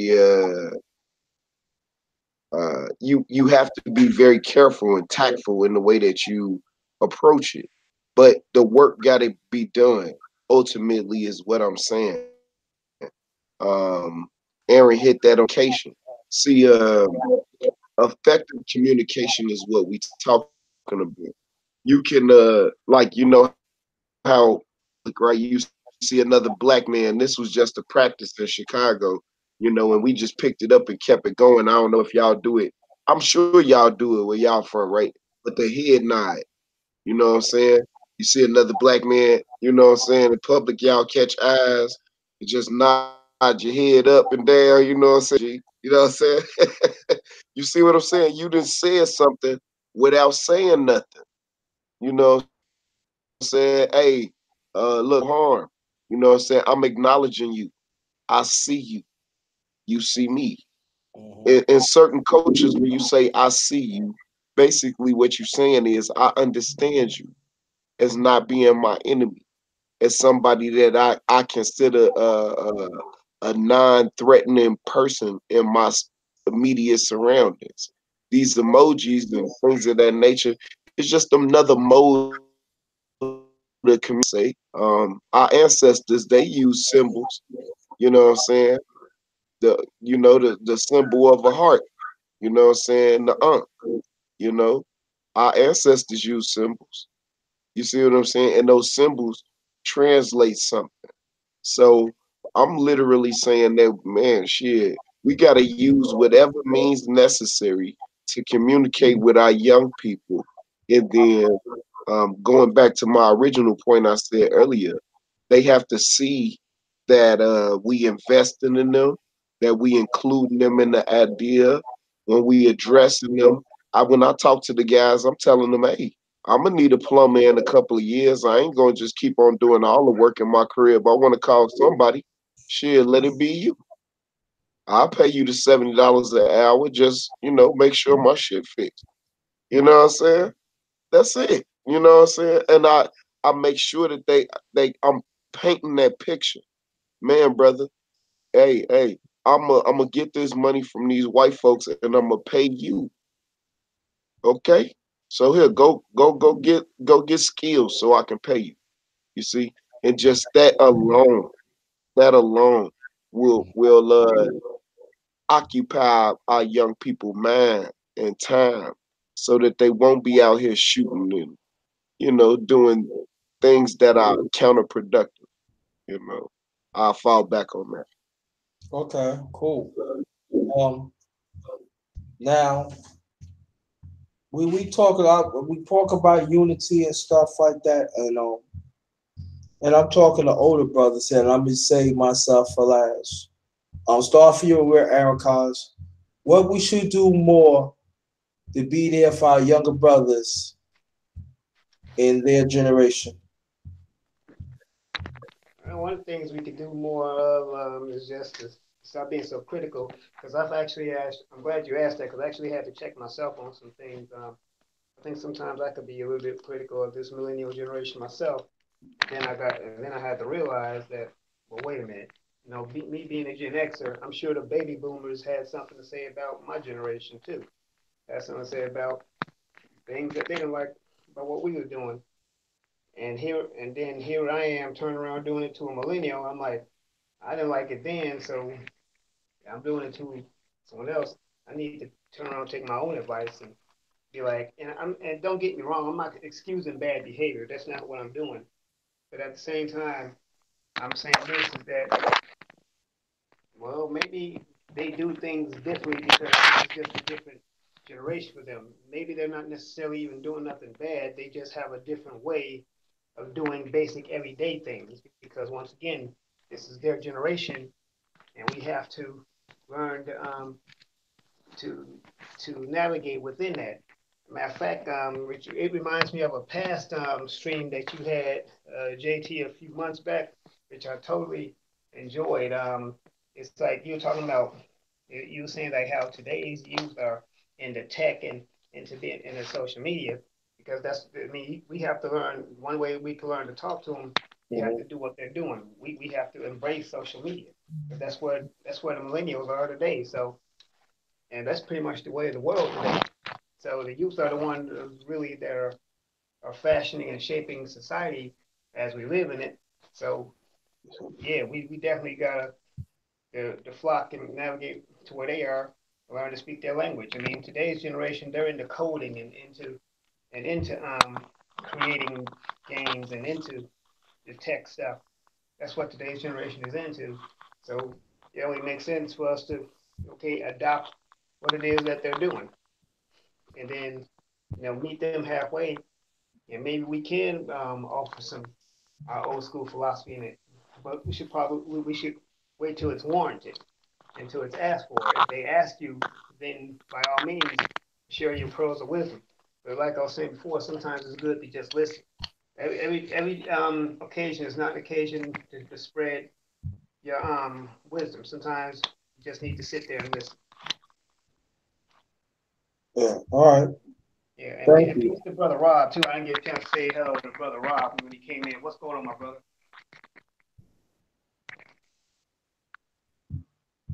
Man, I'm good, man. I'm still over here bubbling, bro. You know what I'm saying? I won the ship tonight. You know what I'm saying? And man, I'm gonna go in. I'm gonna go in on it tomorrow, man. I'm gonna go in here and poke me up a little something. You know what I'm saying?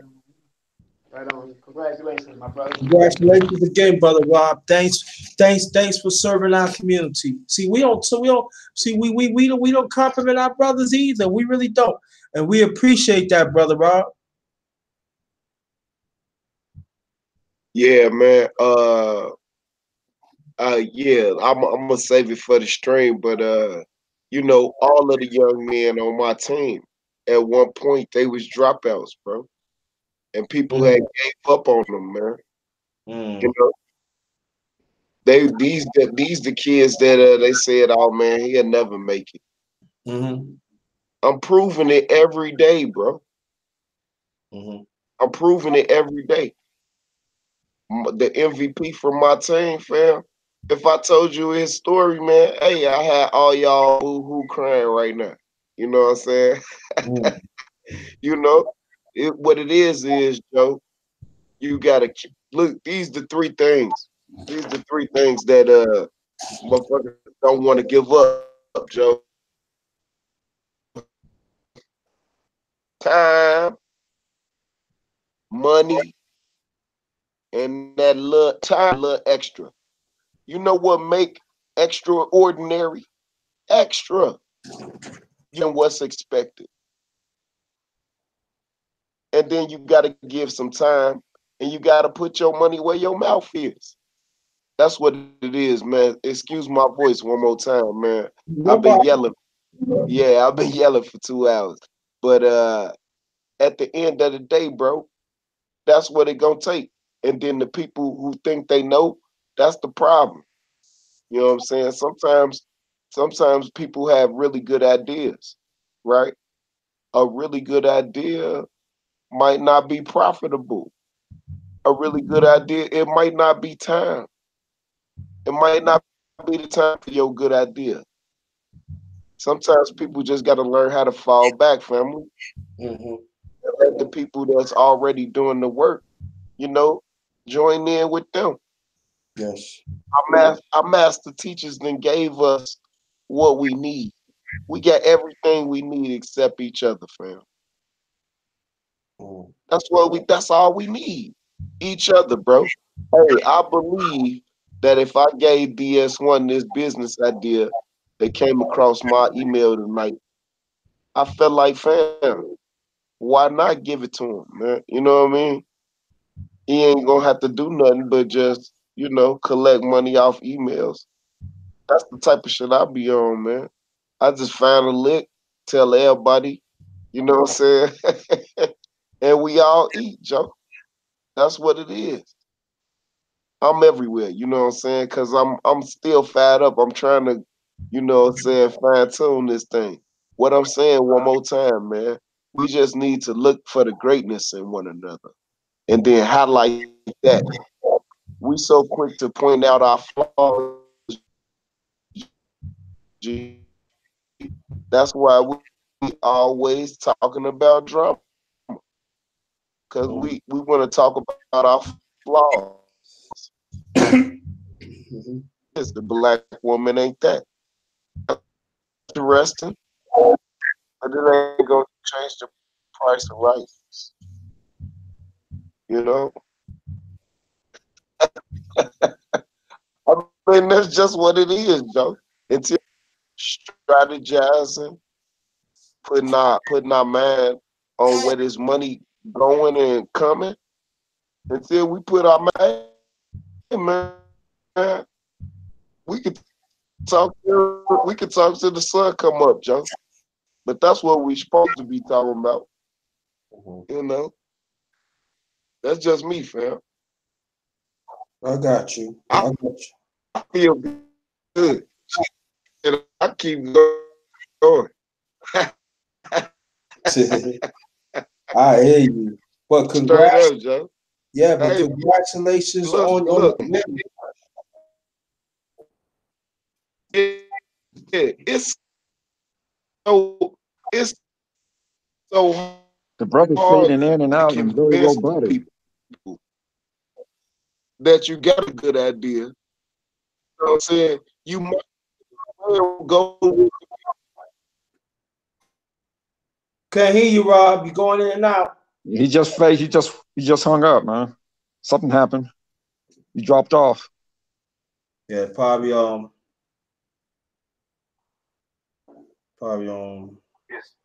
know, probably Google messing with him. yeah, that's probably what it is. Now the question to you, thinking of defense, what will you do better to be there for the younger generation of brothers? For me, man, I think just like Aaron and like Rob said, she, it's all about communication, man. That's what I would want to do better is have better communication with the young people. Okay. To be honest, man, I really don't know how to come at them. Because of the differences in our generations. I mean, they're wearing these skinny jeans, and I mean, they're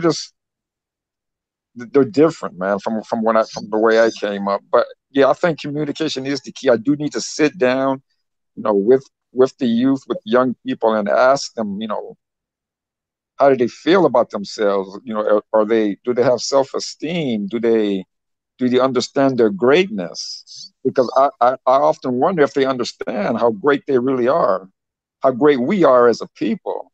But for some reason, it's lost in us. We don't see our greatness, man. You know what I'm saying? It's like we always talking down on our women. The women are always talking down on the men. Like I said, until I came onto YouTube, I never noticed this was existing. Amongst our people, like to this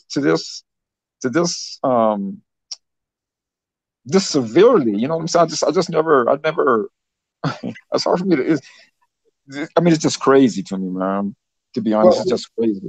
what I would say, thinking of defense, I would say this: not all young brothers is like that.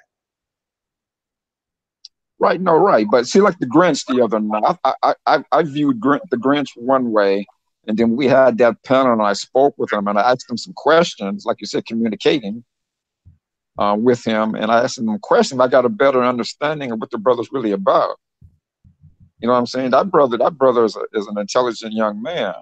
Yeah. But when I hear him talking about scrags this and scrags that, that's why I asked him what was the definition of a scrag? Because to me, it's just you don't talk down on your women like that.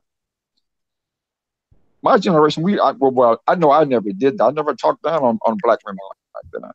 I always try to uplift black women. I'm always trying to talk positive to black women, and to the brothers as well. I just never, and I guess it's this roasting or cooking generation that the young people call it these days. But they always want to roast somebody or cook somebody, and for me, that's not how you communicate.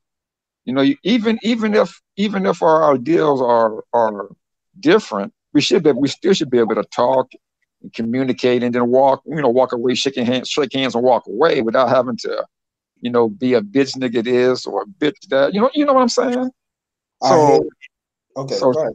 yes, for me, man, I think maybe that's why I just need to listen, maybe to the younger people more. Maybe I need to go to their channels more and just sit back and just listen see what they're really talking about these days.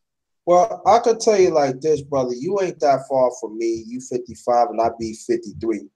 And I could tell you like this. I always a person wanting to adopt because I was them at one time. And now when it comes to a sister, I'm being honest with you. There are some people don't like me for this, but I don't care. If a woman is raptured, she is a strag, she's a strag. If a brother is a damn simp, if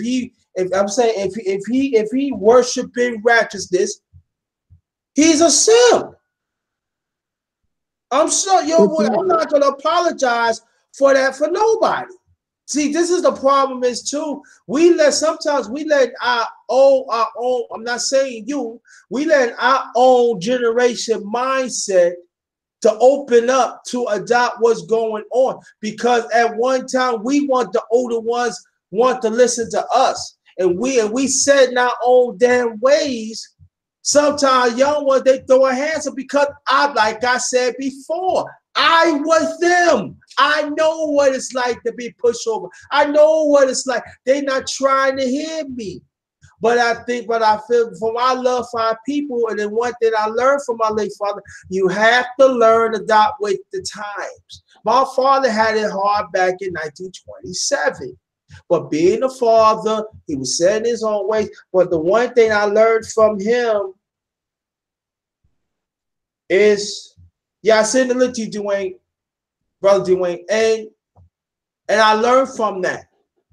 That's why throughout the years, I have young people. I could talk to young people. I could be in the hood and talk to these young people. There are sometimes that I have to squash situations because they know I'm comfortable with them. I'm not afraid. Because at one time when I was going through it, Holly, the OGs wasn't, when the ones was there, they were selfish, but a lot of them was locked up too. But the ones without this supposed to protect me, it wasn't. Now, it could be a lot of situations, but it happens.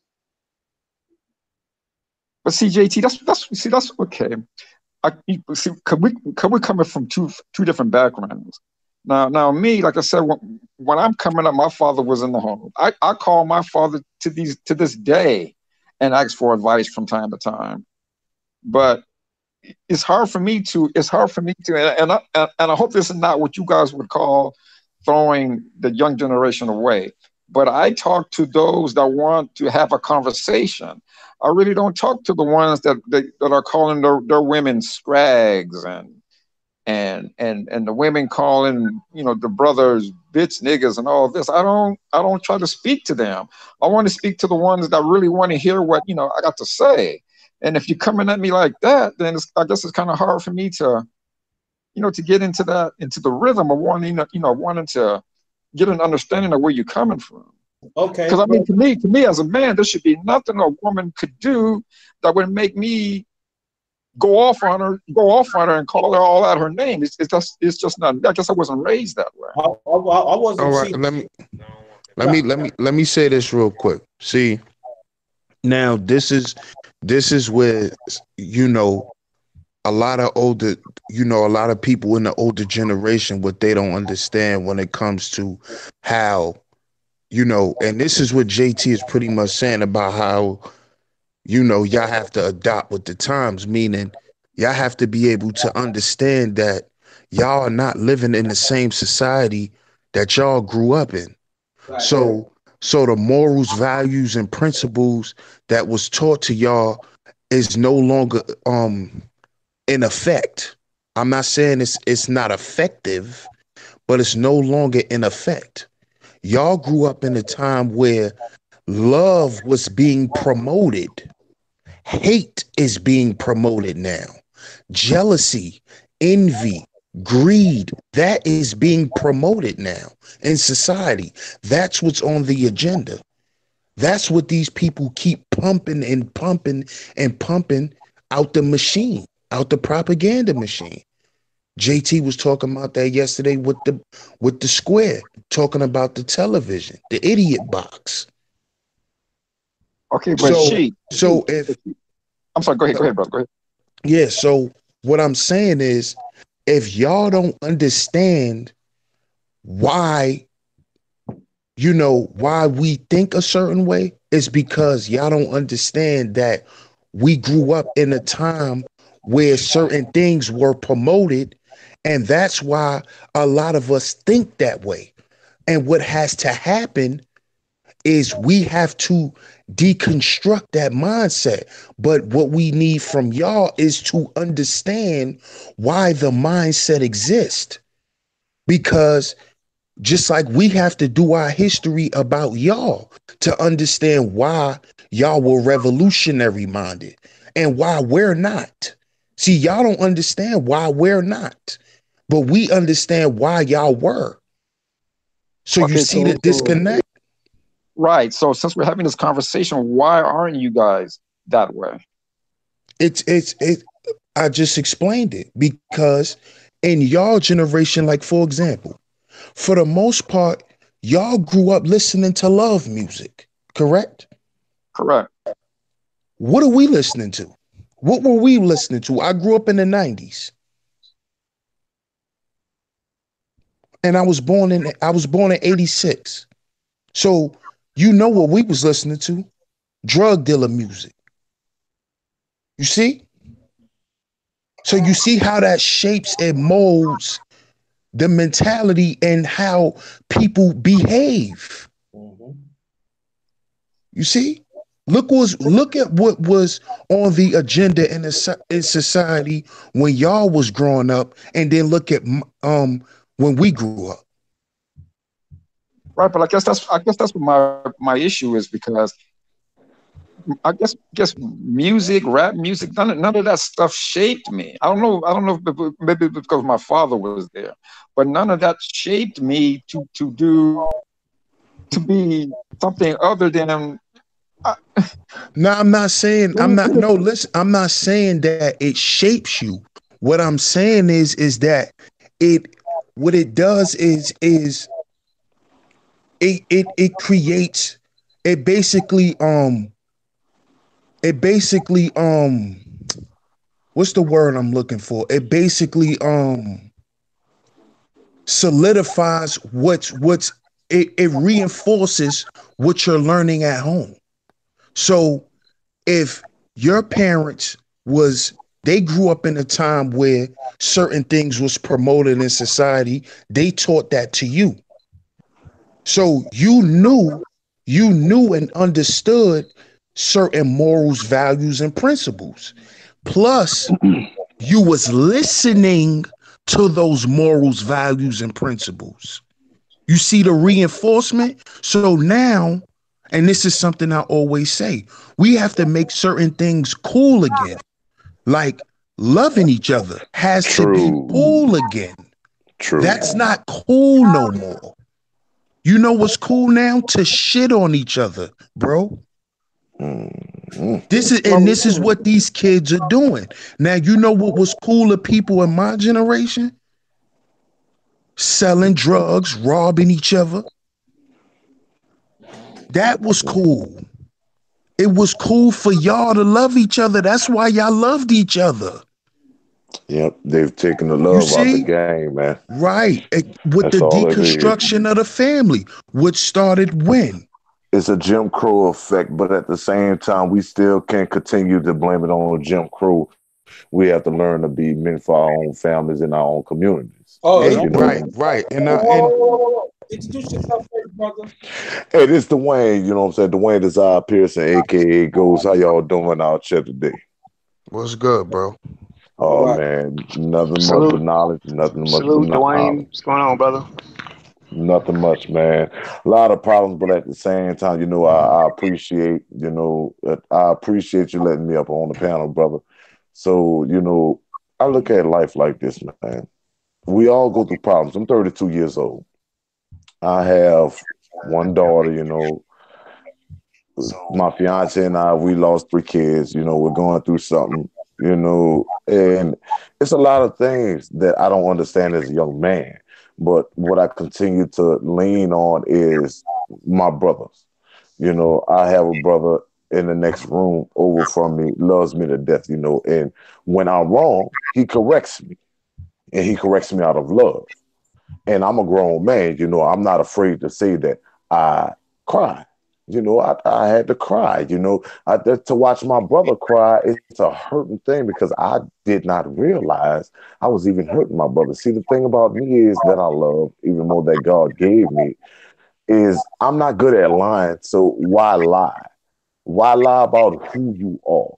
And the only way that you can reach the next generation under you, you know, or for anybody to have a compromise, you have to come to the table with your hands wide open. You know, you're not coming there for a fight. If you're fighting, you ball up your fists. A lot of people, as us being men, and you know, you come to the table with your hands balled up, like, look, I'm ready to defend. And when sometimes you don't even have to defend. Sometimes you have to let things be what they are and let people be who they are, because people understand we all had God gave us, you know, and you have to learn to continue to just look, love each other no matter what. You know, through the hard times, you gotta love each other. If nobody ever understood that, how are you still here? You're still here because of love. Somebody loved you enough to give you the truth. Other than that, you wouldn't be here. I'm from New Orleans, so it's just the way it is. Okay. You know, and as older men, you know, it's you know, and Lord knows I hope and pray to get to see my 40s. You know, the Lord said the same. I'll be 33 this year, but I still have a minute to go, you know, and I have still a journey to go through. It's a lot of heartache and pain I've endured through these years, that when I felt nobody didn't love me, as me being a young man, and I was out before, you know, this technology stuff, you know, that we have to learn that generation. I even catch myself and I have to limit myself. You got to learn to put all this stuff down. YouTube is cool and all that. And, you know, all the FaceTime and all this, you know, it's cool. But I remember at one time when I didn't have all that. You know, I had the Apple computer and I had the original floppy disk that was actually floppy. When you shake it, it actually shook. It wasn't stiff. You know, I come from that generation. I was born in '86. I remember the things that I had to endure from my mother, you know, being how she was as being a lady of the night, and my father not even being there. You know, my father was a preacher, man, but at the same time, a good talker and a good inspirational man, but he chose to do what he wanted to do. And I catch myself drifting through a lot of things that he did, and I have to pull myself back. And I thank God that I actually have brothers. And what us men have to really understand is, man, you got to let the people know how you really feel. Nowadays, people dying over anything anyway. We all have to leave this earth. This is not your permanent place. Nobody's eternal to what a point you're just going to stay here. You're just a part of energy that it's been going on through time. We have to learn to stand up. You know, we're already going to be judged. Learn to stand up. Learn to be the men that we know that we are. Don't be afraid. You won't be scared. You're already going to die. We're all going to die one day. Every man, every woman, every child, everyone has their own number. And see, I came to touch, you know, with my own realization of life to understand that. And I'm going to continue to, I'm 32 years old. I'm a wise young man, but sometimes I make foolish decisions. And I thank God or whoever is up high watching over us all, that he gives me another chance to at least be truthful. Because some of the things that I've done, I didn't want to do. I had the knowledge to know that it wasn't right, but I still did it no matter what. When probably if there was an intervention from someone older or even someone younger, because young people can also teach you things. Kids can teach you. I agree with that. I agree. If animals can watch out for each other, why can't we? it's something in our dopamine system. If a lot of people don't know what the dopamines are, it's something in there in your body that lets you know, look, you're wrong or you're right. It helps you with your judgmental process. And when you lose that, your kids know right from wrong nowadays. My daughter was born with her eyes open, and she has the knowledge to understand right from wrong. And she's a year and 2 months. Thank God. But man, look, I'm no preacher's kid. I'm just me. You know, I'm Dwayne. I'm little old me. I go through so many problems. I've been judged by people in the church. I've been judged by people on the streets. You know, it took a lot for me, and my brothers were here for this to help me to understand that, you know what, you don't let people judge you. And if people want to judge you, forget them. Forget them. They're going to be judged anyway.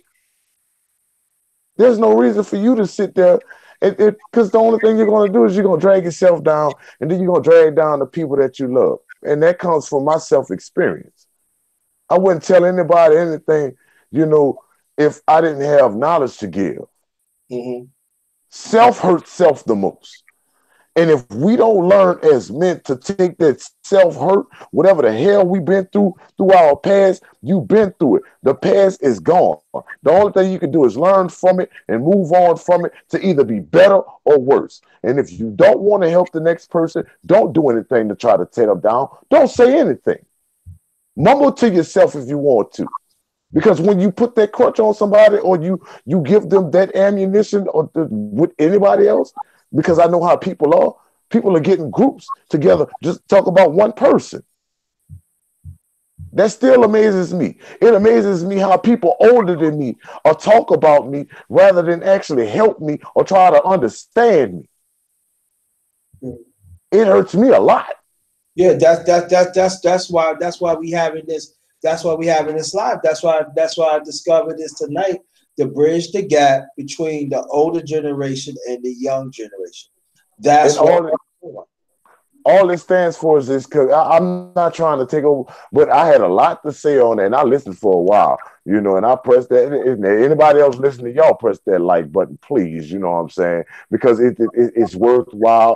It'll help you as us being men or women, anybody, you know, because when it comes down to the system, everybody has to learn how to communicate. This world go round, and we're all human. What we want to be like life on Mars?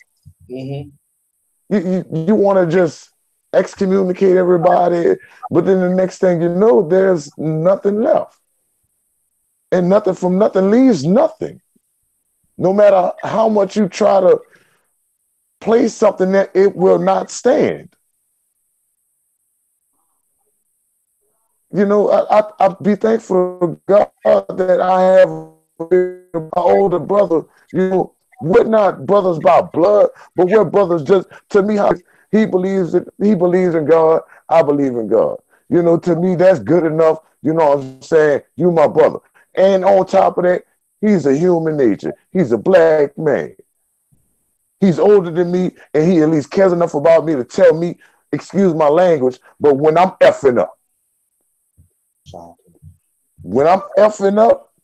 that's just how it is.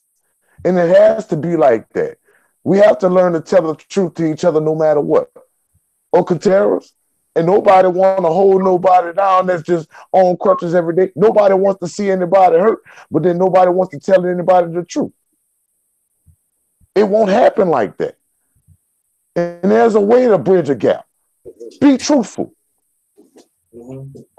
I don't know who said it, but I say it. And ever since I've heard it, I love it. I own say be true. If you cannot be truthful with yourself, you can't do anything. It's no way to bridge a gap because you don't even have the doggone planks, the 2x4s. You don't a piece of 1x just to get across the bridge to try to gap it. You're flimsy. It went out of work. And as young people, you know, if any of the young people out there listening, you got to understand, you know, I know we all want to be helped. Sometimes we just got to learn to help ourselves. And if you feel like you're hurting yourself too much, you got to learn to just open up to somebody that you can really trust, or somebody you feel you can trust. You can't do anything. At least sit down and think to yourself. Get away from everything. Turn your music off and just get to yourself. We have to learn to start doing that as a people all together. Just get to yourself.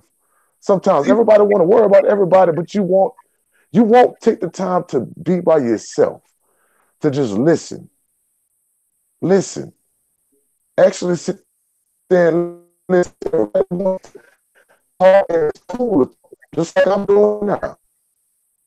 And I'm gonna have to shut up because I want other people to also be acknowledged and to talk off for the young brothers, because like I said, I'm 32 years old. I'm from New Orleans.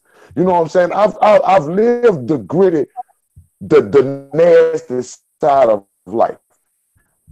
I'm trying to look into better things in life because this is what I want for my daughter and for my family and for everyone that I knew. I work hard for what I want. I've done things that I'm not proud of, but Lord knows I had to come to amends with that and then go back to people that I was even afraid to even go to. I've said things that I never wanted to even say. I've exposed things about myself that I never even wanted to expose. But if God exposes me and God knows me, I feel like you should know me too. And I don't stray off from anyone. I don't care who you are. You can't kill me any more than what I'm going through in this life as me being human nature. And as us being humans, male or female, we go through a lot, each and every one of us. From people judging you and you feeling the way you feel and you want to say what you want to say, but at the end of the day, is it really about you? Is it about the next generation or is it about just you? We have to learn to stop being so self-centered. It's all a part of compromise. You got to let yourself go. You put yourself in other people's shoes, then you'll feel their pain. You'll be able to, as all of us being human, we have that energy in us. Everyone has an untapped gift or a gift that they know that they have. You just choose either to utilize it in the way that you want to, or you don't use it at all. And that's still using it the way that you want to. It's not going to help anyone. You can't live, we cannot continue to live like this. I refuse to continue to watch that. And I'm young. I'm not that old and I'm not that young, but thank God I'm this old. Even my own mother wouldn't even expect me to be this, at this age. On me a long time ago. In and out of jail and in and out of hell and everything that I've been through just to get a little piece of heaven and a piece of mind. There will never be peace until we learn to come at ease as human beings, no matter what color, no matter what creed, to just be honest. Honesty hurts. It really hurts, but it's worth it. It's worth it. You can help people by being honest because people can tell when you're lying and when you're telling the truth. You know how many people probably listen to me right now and I'm not even really looking at the panel. I'm just speaking off of my own spirit.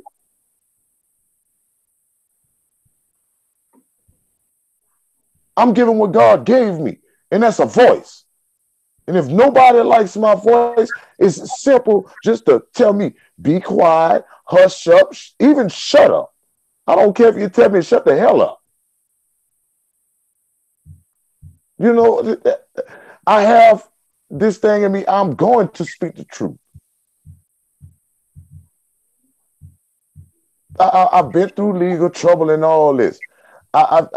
Man, look, dude, I've been through so much, brothers, but who hasn't? to get to the promised land and to actually be in peace, I've learned a long time ago. Nobody said it was going to be peaceful just for us to have peace. Sometimes you got to raise a little hell, but you raise hell in the right way. There's a right way and a wrong way to do things. And this is, this is my little piece of right that I feel that I had to do. Because God touched me to even look at this, and I look at the YouTube stuff and watch everybody's notifications. And it's cool because I love supporting people. If you have the right cause, and I really feel in my spirit that look, everybody deserves a say so in this world. I don't care if you want to be damn racist. I'll listen to you, but I'm gonna give you some honest. I'm gonna give it to you honest. And my brothers have a saying we can see through muddy water and spot dry land, and it's true. When you can see past the lie, and even though there's a wall up there, everybody's been hurt. You just have to learn to, just get a minute out of self. Look at people in their eyes. Yeah. The eyes are the window to the soul. Right. Learn to start looking people back in the eyes.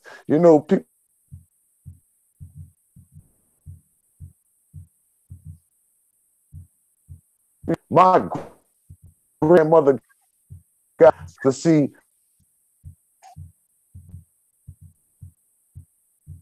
breaking up.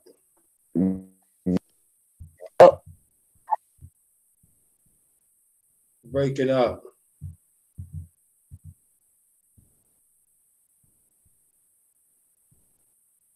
Back now.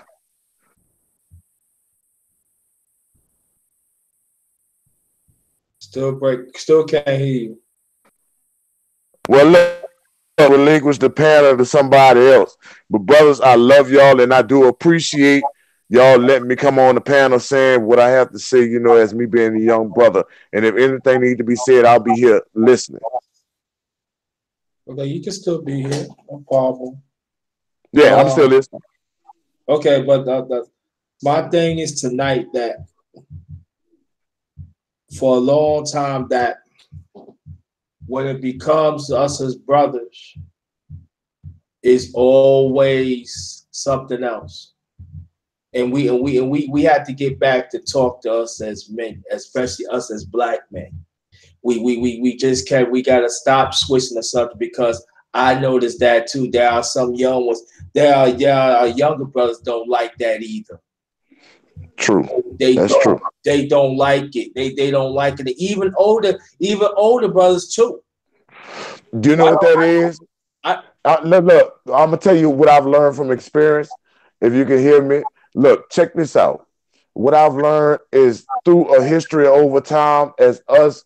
I'm gonna put a color boundary on it because it's what I feel, but I'm really not because I feel. Matter of fact, I'm going to take that back. I'm not going to put a color boundary on it. As us being males, over time, what we've learned, our fathers have learned, and our grandfathers have taught our fathers, and our great, so on down the line. We've been taught not to show that. And it's been told that, hey, you know what? It's a problem to be. They make it seem like it's feminine, and we have to learn to break away from that. Cycles have to be broken. Like I said before, I'm not afraid to say I've cried, because I was taught you never cry. You never cried. Sleep stage. I saw you just not left. What that means to me is I was taught, one thing, but then I had to come out of that. I had to. Just to wind up showing people that, what? If you cry, it only means you're hurting. Or either you feel something. You're displeased. And last time I checked, if a child cries, if we come into this world crying, Why can't we cry? What is the problem with a man wanting to cry or a man expressing himself? You know, it's still masculine to me. You know what I'm saying? Because you know why? There's still a way that you're telling people, look, I feel like this. You can't take away what I have to say. And if you want to, that only means that you want to shut me up, and that only makes me feel like I'm more right. Yeah. And you know, okay, but I want to give somebody else talk because they've been waiting patiently. Oh, go ahead. I appreciate that, big brothers. I do appreciate that. Okay, thank you. Appreciate that. But this is the but I'm gonna mistake to the brothers tonight. All right, this is the thing that I'm gonna ask Aaron Collins. Stacy, if you slip off, I've seen you the link back. Just go and get it. You're Aaron Collins and everything. I want to ask you a question. Do you think the older generation and the younger generation are we far distant from ourselves? And after that, Deacon of Defense, I want you to answer that. All right, what was the question again, JT? Do you think the older generation is very let me switch up. Is the younger generation communication is very distant this far? For you? Well, I guess as far as maybe in relating, it could be distant, but but when it comes to certain issues, yeah, because a lot of times we really just can't relate to each other. But once again, like I said earlier, if you just give it a fighting chance, if you at least you try to understand them, I believe there's some hope. So maybe what I'm saying is this: it's probably a disconnect between this generation and the last generation, but it's not impossible to fix. If that makes any sense. True. That's true. It made sense. It makes a lot of sense. Deacon of Defense, please. Yeah, I got to agree with Aaron because I know in my instance, in my case, man, it's like I said, and I understand this brother that came on. He's 32 years old. I have a daughter just 32. She was born in '86 as well, and I just have a problem. My generation of many, it's like he said, we grew up. We didn't display our feelings like that. You know, we didn't cry. We didn't complain about anything. So that's where the disconnect comes from me. It's hard for me to relate with with young brothers that do that. You know, but I'm seeing it a lot here on YouTube. That's what I'm saying. I'm seeing a lot of this stuff new to me on YouTube. You know, the young brothers are complaining. Well, I don't know if they're complaining. They're voicing their like this brother said, their hurt, their pain. But for me and my generation, man, we just didn't do that. Yeah. So it's kind of hard for me to relate. And I could tell you why. There wasn't the technology in a lot of things, big brother. You know, and no offense, dog. But check it out. And that's why I said before, it wasn't a lot of the things that we have nowadays. You know, and I'm in the era now where, you know, I'm actually getting to watch a lot of kids younger than me. They actually have a lot of respect for me. You know, I rap and I sing and I play 5 different instruments, man. I love being who I am. You know, at the same time, hey, you know, it is what it is. Out there, and I enjoy at least talking to brothers like this because it's a simple understanding thing. And a lot of brothers younger, you know, and my age, this will help because you know what it's doing is it's actually bridging the gap. You know, I don't know how many people on the panel are in their 30s, you know, but that's bridging the gap. And I agree with you because me, I don't mind listening. Man. Like I said, I love to listen and learn. Oh, definitely. Yeah, and figure out what's going on with this new generation. But you know, it's just a lot of the things that you guys talk about. that I don't agree with. But I understand this is a different generation, so I understand that. Well, you have more media access. Think about it like this: you have more. They have more of.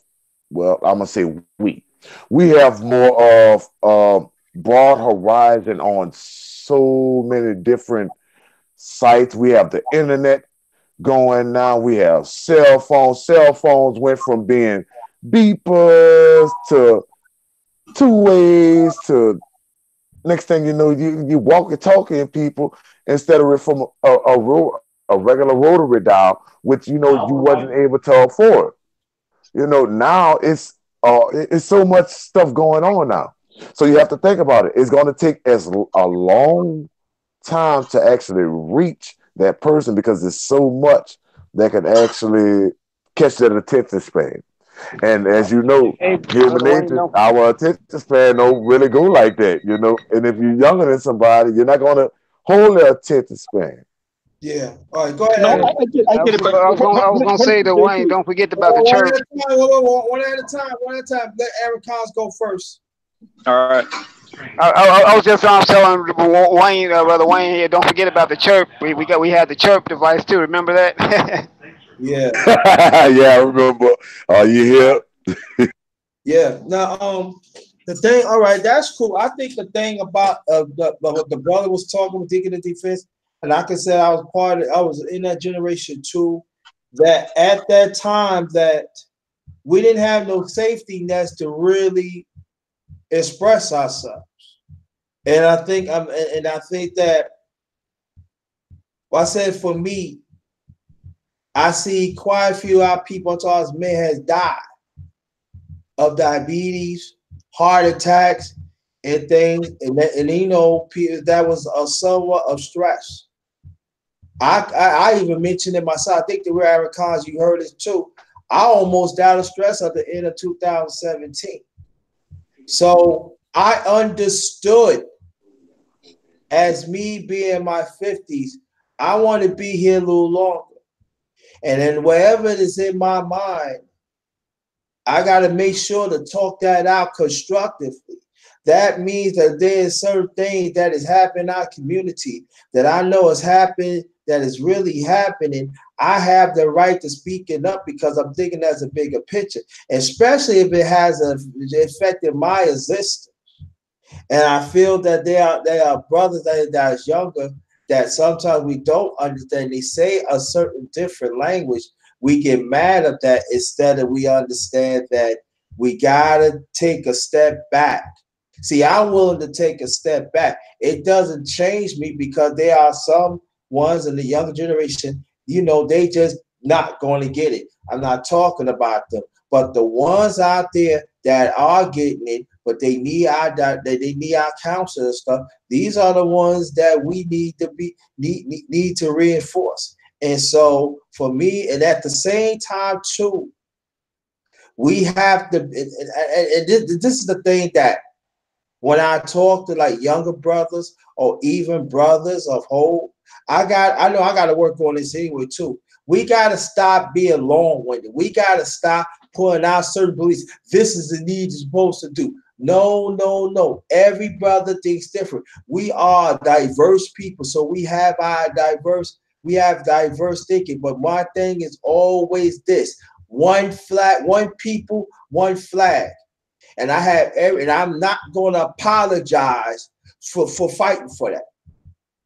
I am not going to apologize. There's nobody's not going to change my mind for that because I know our fight of our people, we still climbing. And if anybody else that in our culture would say, "Oh, we need to do it," no, I am not going to take off the board of that, and I am not going to apologize.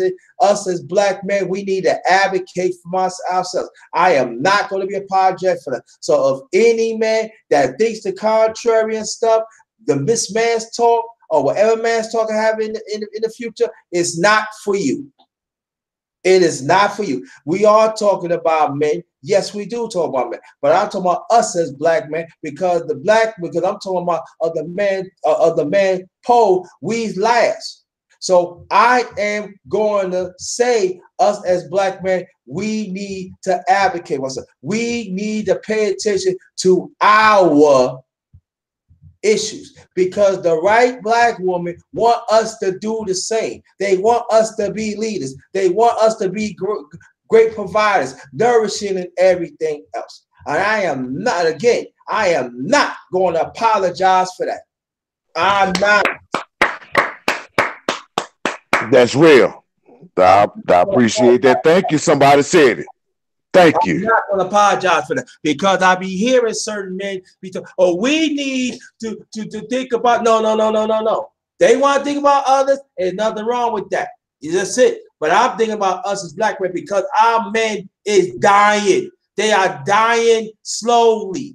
They are dying with a broken heart. They die with broken feelings. They dying and they don't even know it. So I'm talking to them. You have a voice.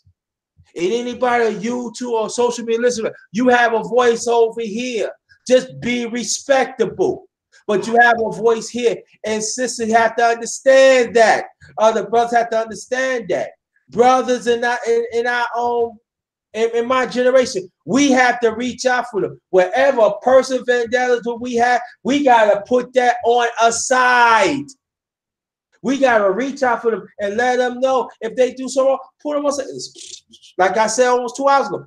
Okay, you know, but I can show you a certain way. We have to let that communication keep like Real Aaron Khan said, we got to keep communication going. So when that, but it doesn't stop there. The association had to happen after that. And now, JT, like I said, man, and what you just said was real talk. You know, that's real. But for me, it's hard for me to. I mean, okay, we got these young brothers now talking about red pill and blue pill and MGTOW and all that shit. I mean, that's to me, that's getting away from what we need to be. We need to be, like I said, we need to be uniting. And it seems like we're pulling each other apart by having these different labels and these different fractions of, you know, of different groups that doesn't even make sense. To me, I mean, how could we be going against our own women and then talk about uniting?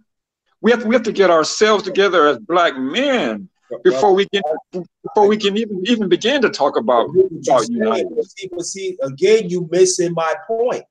My point is this: I am not gonna let no woman going to tell me that I need to die. I'm not gonna let no woman to talk ratchetness to me that I'm supposed to take it. That is a no-no. I was not raised that way. No, you're not supposed to let anyone do that to you. But brother, I wasn't raised that way either. So that's why I don't even recognize when they say it. It doesn't even faze me that they say it. No, it's not even faze. No, see this. There you go. You missing the point. It's not that he's being truthful with himself. I understand what he's saying. I really do. Because this is the thing for me. Like I said before, understand what I'm saying, Deacon of Defense, and the rest of everybody's in the chat. I almost died of stress of 2017. Stress will kill you. Think about that for 1 second, because the whole thing, I never really hold things in because there was a lot of things happening with my godkids and stuff like that. But I learned a valid lesson that I got to open my mouth. If somebody's hurting me, do something wrong, I have the right to say it. And then if they don't like when I say it, and other brothers and sisters don't like it, forget them. Hell with them. Forget them. That's my point. And I'm gonna tell you, I had to understand, as an OG, I got a legacy. You hear what I'm saying? I'm living the things that I'm talking right now. Like I said, my father passed away this 23rd, makes 30 years. I lost my son, makes tomorrow 10 years.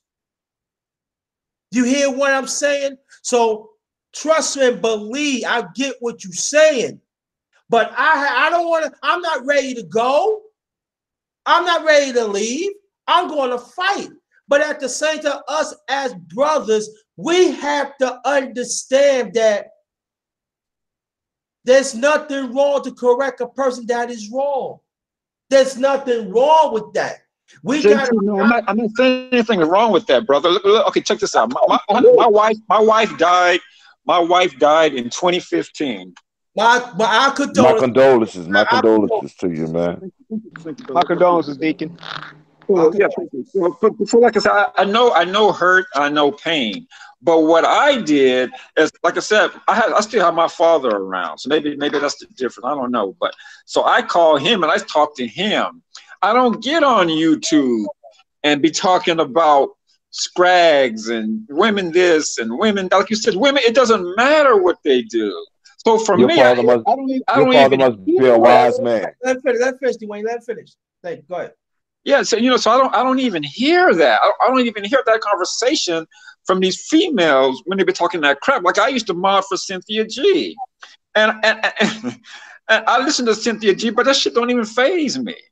But it You know what I'm doesn't saying? fade us either. But see, you But when you come on YouTube and you it talk doesn't about fade. your big call and your red pill and your blue pill, that does it must have affected you for you to It go that doesn't route. affect me, but I don't even know what red Hey, pill is. This is the thing about it. You assuming, brother, and that's the wrong thing to do.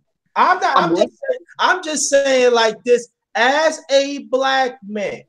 right, I'm not saying that you're supposed to change certain things and morally. I'm not saying that. But at the same time, if we want to reach the brothers, and I don't care about older brothers, younger brothers, we have to learn to adopt. I'm telling you this. look, check this out. No, let me finish because my late father at times had a problem. Do you know that his last year and a half of his life, he was getting what I was saying? But you know what? It was too late. I was going Same on thing here. 23 years I was going on 23 years. But he got it. But the sad thing about it, he ain't see, I can't talk for my brothers. I can't talk for my sisters. I can't talk for my mom. All I can say for me, he ain't see the man that I became to be. I only knew mine for a week, brother, and he passed on me, man. So believe me, that look, when it come down to fathers, he left me with somebody, you know what I'm saying, Oh, no doubt. that over time, you know what I'm saying, as being his friend, and it's cool. But as far look, that's why I said, Deacon, look, check this out, man. Hey, I don't know if you're a preacher's kid or not, man, but you have the wisdom, and I can tell just from the knowledge that you're speaking, you know what I'm saying, that, hey, man, you've been through some stuff, and it actually made the best of you, and some people are not able to handle it like how you handled it. It's different strokes for different folks. And I do respect that you are at least coming to the conclusion, like, okay, since I don't understand, I'm going to turn to something new so I can try to understand because I want to reach everyone. And there's right, nothing wrong with that. Believe me, I see, like I told y'all, we see through muddy waters and spot dry land. I don't know everybody, but I am how I am. I am who God made me. I'm a young brother. I feel everyone. You know what I'm saying? I don't care what color you are. I don't care. I don't care if you're homosexual. I don't care. That's not my business. My business is to make sure that as you being a human being, that I treat you right. If I mess up, I have to come to you and tell you, hey, I messed up by you, man. Hey, is there any kind of way you can forgive me and this won't happen again? Mhm. Okay. And it's not it's not really hard to reach people. It's not. You just got to make people feel you, and you can't really make nobody feel you. You just got to be true with yourself. Okay, cool. Now, this gonna be I want to add on the people in the chat. Do you want me to start off after this a family chat? I want to ask people right now because sometimes I want to do that after men's talk. I'm asking people in the chat. Do you want me to set up the family chat? I gotta name it anyway. I'm not gonna send out no invites. Let me know. Okay, I see. We ain't talking to panel. What about the people in the panel? Y'all can say something. Yeah, tonight, right now, after this. Anybody want to start having a family? Because if it's just a few people, I'm not gonna do it. So anybody in the chat, do y'all want me to start off family chat? We're gonna talk about everything. Let me know now. I'm gonna ask one more question, then we're gonna close. I'm gonna close this out.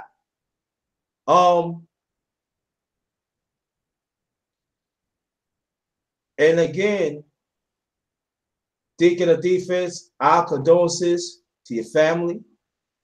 I am sorry you went through that and everything, brother, and you got us utmost respect. Much love and respect here, pimp.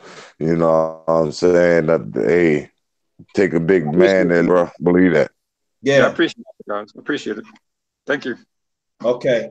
All right. Hold that thought. Hold that thought, y'all. The people in the chat. I know 3 people that say that they want to have me to do another Love and live. respect for and condolences to the deacons, man. Keep Yeah. your head up, brother. Thank you, man. Yeah. Thank you. And people showing you love, Deacon. See, you know they show you love up in this piece. You get love from here. You hear what I'm saying? Yeah. Well, They yeah. we with you. That's why I'm here, man. That's why I'm here. And I'm gonna tell you one thing too. And I'm gonna say something about the deacon that sometimes us as older brothers don't do. We don't reach out to each other in the same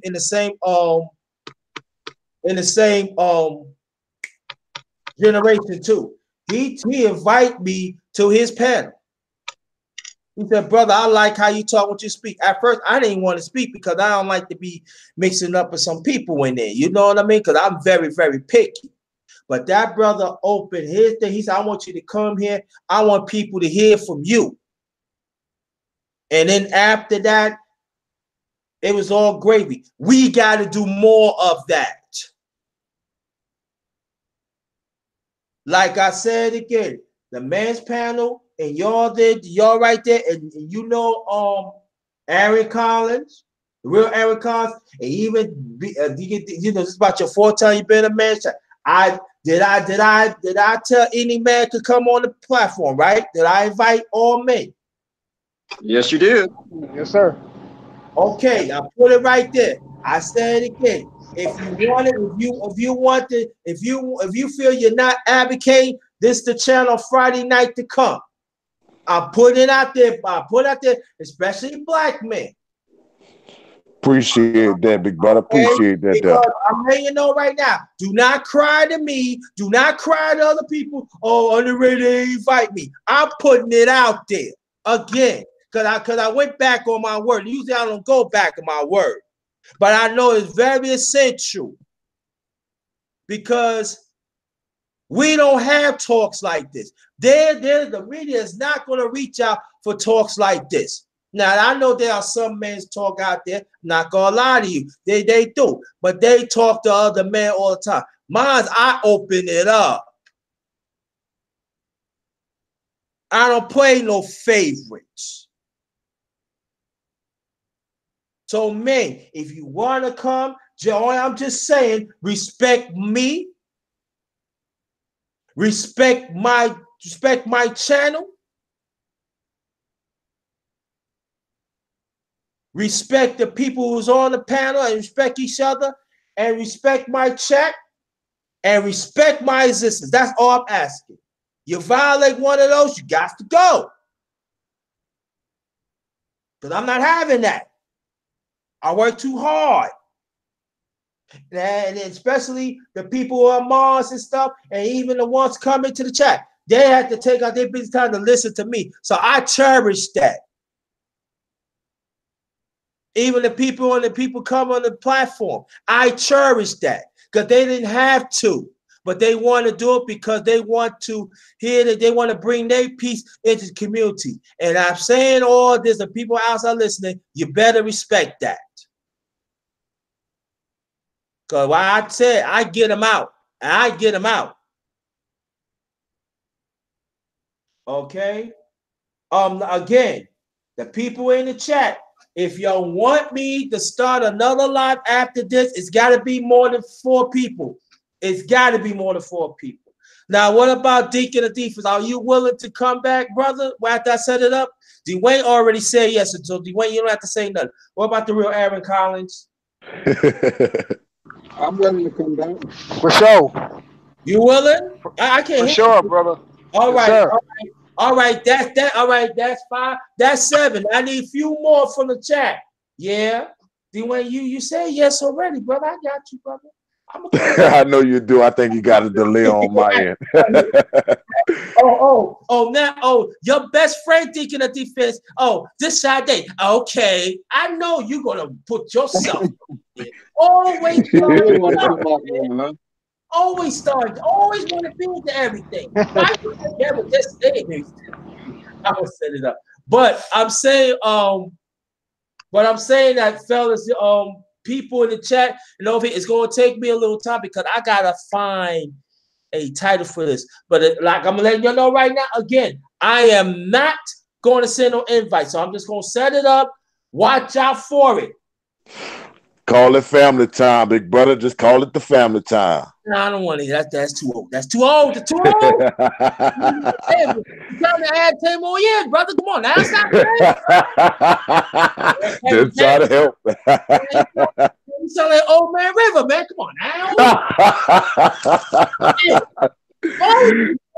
Old Man River. Yeah, man. Come on, man. Wow. It's about to be comedy hour right now. Yeah, man, you gonna make me play the part. You can get on anyway. Come on, don't do that to me, man. Hey, this gonna be Def Comedy Jam, the Underrated edition. Bruh. And you Get your tickets live. Idea. Oh, idea. That's right. That's right. See, the way Collins knew. Did I put my foot in my mouth? Did I just put my foot in my mouth this time? Snap. You gave me an idea because I can't even do it because I'm out of time. So I gotta be nice, dog. Well, 18 and older. Aaron Collins know me. See, he knew me as JT Blackness. Am I right? He can't hear me. Yeah, so I heard you. I hear you though. Oh, okay. Okay, Art, what's going on, Art? Do you want to get on the panel and say a little something, man? So after we end it, and you can come back. Vonda Harris, are you going to come back to the next live? Because what it's going to be of the ones up in here, this going to be totally different.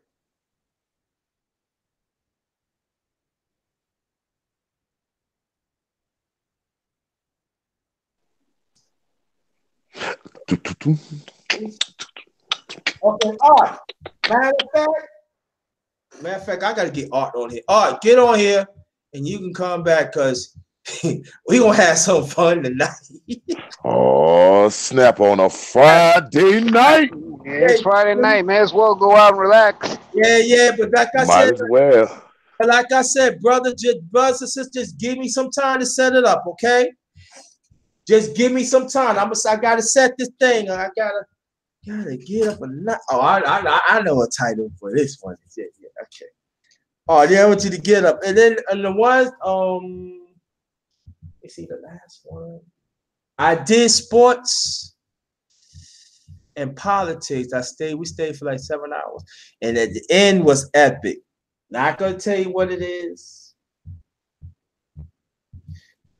Sade, hold up. You cannot tell people I want Vonda to come to the panel. It's my panel. Underrated Darkness. If she wants to get on the panel, she will let me know. She's grown. You're always trying to house things. No wonder Deacon defense. House and everything. Oh man. See, Dick ain't saying that because he know he's laughing in the background. You set me up, brother. All right, bro. He said. Oh man. Yeah, he like this. Matter of fact, my brother Dwayne, last remarks, please, quickly. Check this out, y'all. The only thing I want everybody to know, look, you must love yourself, man, before you try to love anybody else. Make sure you understand yourself and remember to thine own self be true. No matter what the color, always love another. My holla up at y'all. You already know what it is. All right. There you go. You want to mute your mic, please. Aaron Collins, last remarks, please. And as always, I definitely enjoy these. You always get a brother to thinking. Got to get a chance to meet new brothers, like brother Dwayne, aka Ghost. Glad to meet you, brother. And you know, these are very therapeutic, and this is something that we definitely need to do more of as brothers. Because too many times, black men, we're always encouraged to put on this this real hardcore facade. Don't share our feelings, don't share our emotions, and we expect it to be these empty, hard shells. But that's not true because we still human beings. We still got a heart and lungs. So this is very therapeutic, and all I can say is just keep it coming, brother. Keep it coming. Okay, Uh, thank Nice you. to meet you also, big brother Aaron. Okay, mute your mic, y'all. Deacon of Defense. Yes, sir. Last remarks, brother. And you coming back, right? Oh yeah, you know I'm coming back, man. Got you. That's what I'm talking because you know you don't come back. I got my dope. No, I'm back, man. Hey, but I want to thank everybody that's on the panel, all the brothers that up on the panel tonight, man. I want to thank you, JT, man, for hosting this. Sheep, man, and I forget what the brother's name. The other brother that came on new. Dwayne. Dwayne. Okay, yeah, Dwayne, man.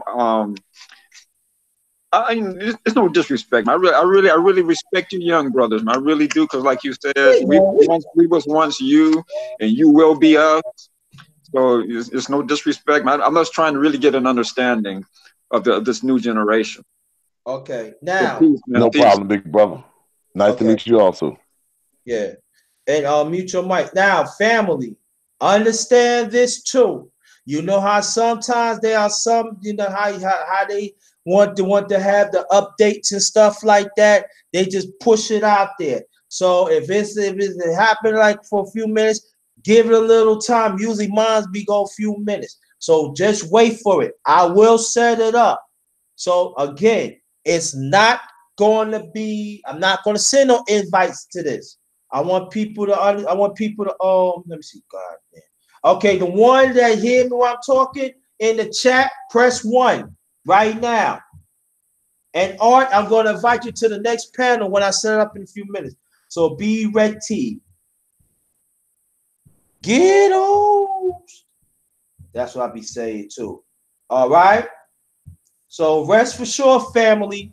When I end this, sometimes, usually like this part of Saturday morning, sometimes they be having updates, so I gotta wait till this go doing everything. But if it is, just give me some time. Most likely, I don't think so because I had an update last night, and so that should be okay. All right. Behalf of She Stay Sleep, the one and only. No. She Stay Sleep.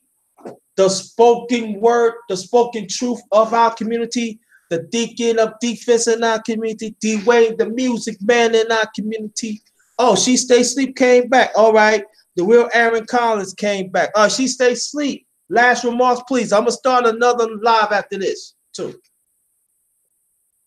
Okay. Shout out to everybody. Thanks for everybody for tuning in, man. I appreciate all y'all brothers. You know, great dialogue, and let's just keep these great dialogues going, man. And we could build from there. So I appreciate everybody. Cool, that's right. And She Stay Sleep. You could definitely come back the next live because I'm gonna set it up after I do this. We're gonna have family talk. We're gonna have a little fun tonight. I want to have some fun tonight. Have some fun tonight. Yeah, have some fun tonight. Okay. All right. So the ones on the panel, wait for me. I'll be right back. The ones in the chat, wait for me. I'll be right back. I gotta find the topic to put it on. That should be no time. I got 3 or 4 in my head right now, but Stay tuned next week on the next man's talk. On this one, thanks again, brothers. This one is Ghetto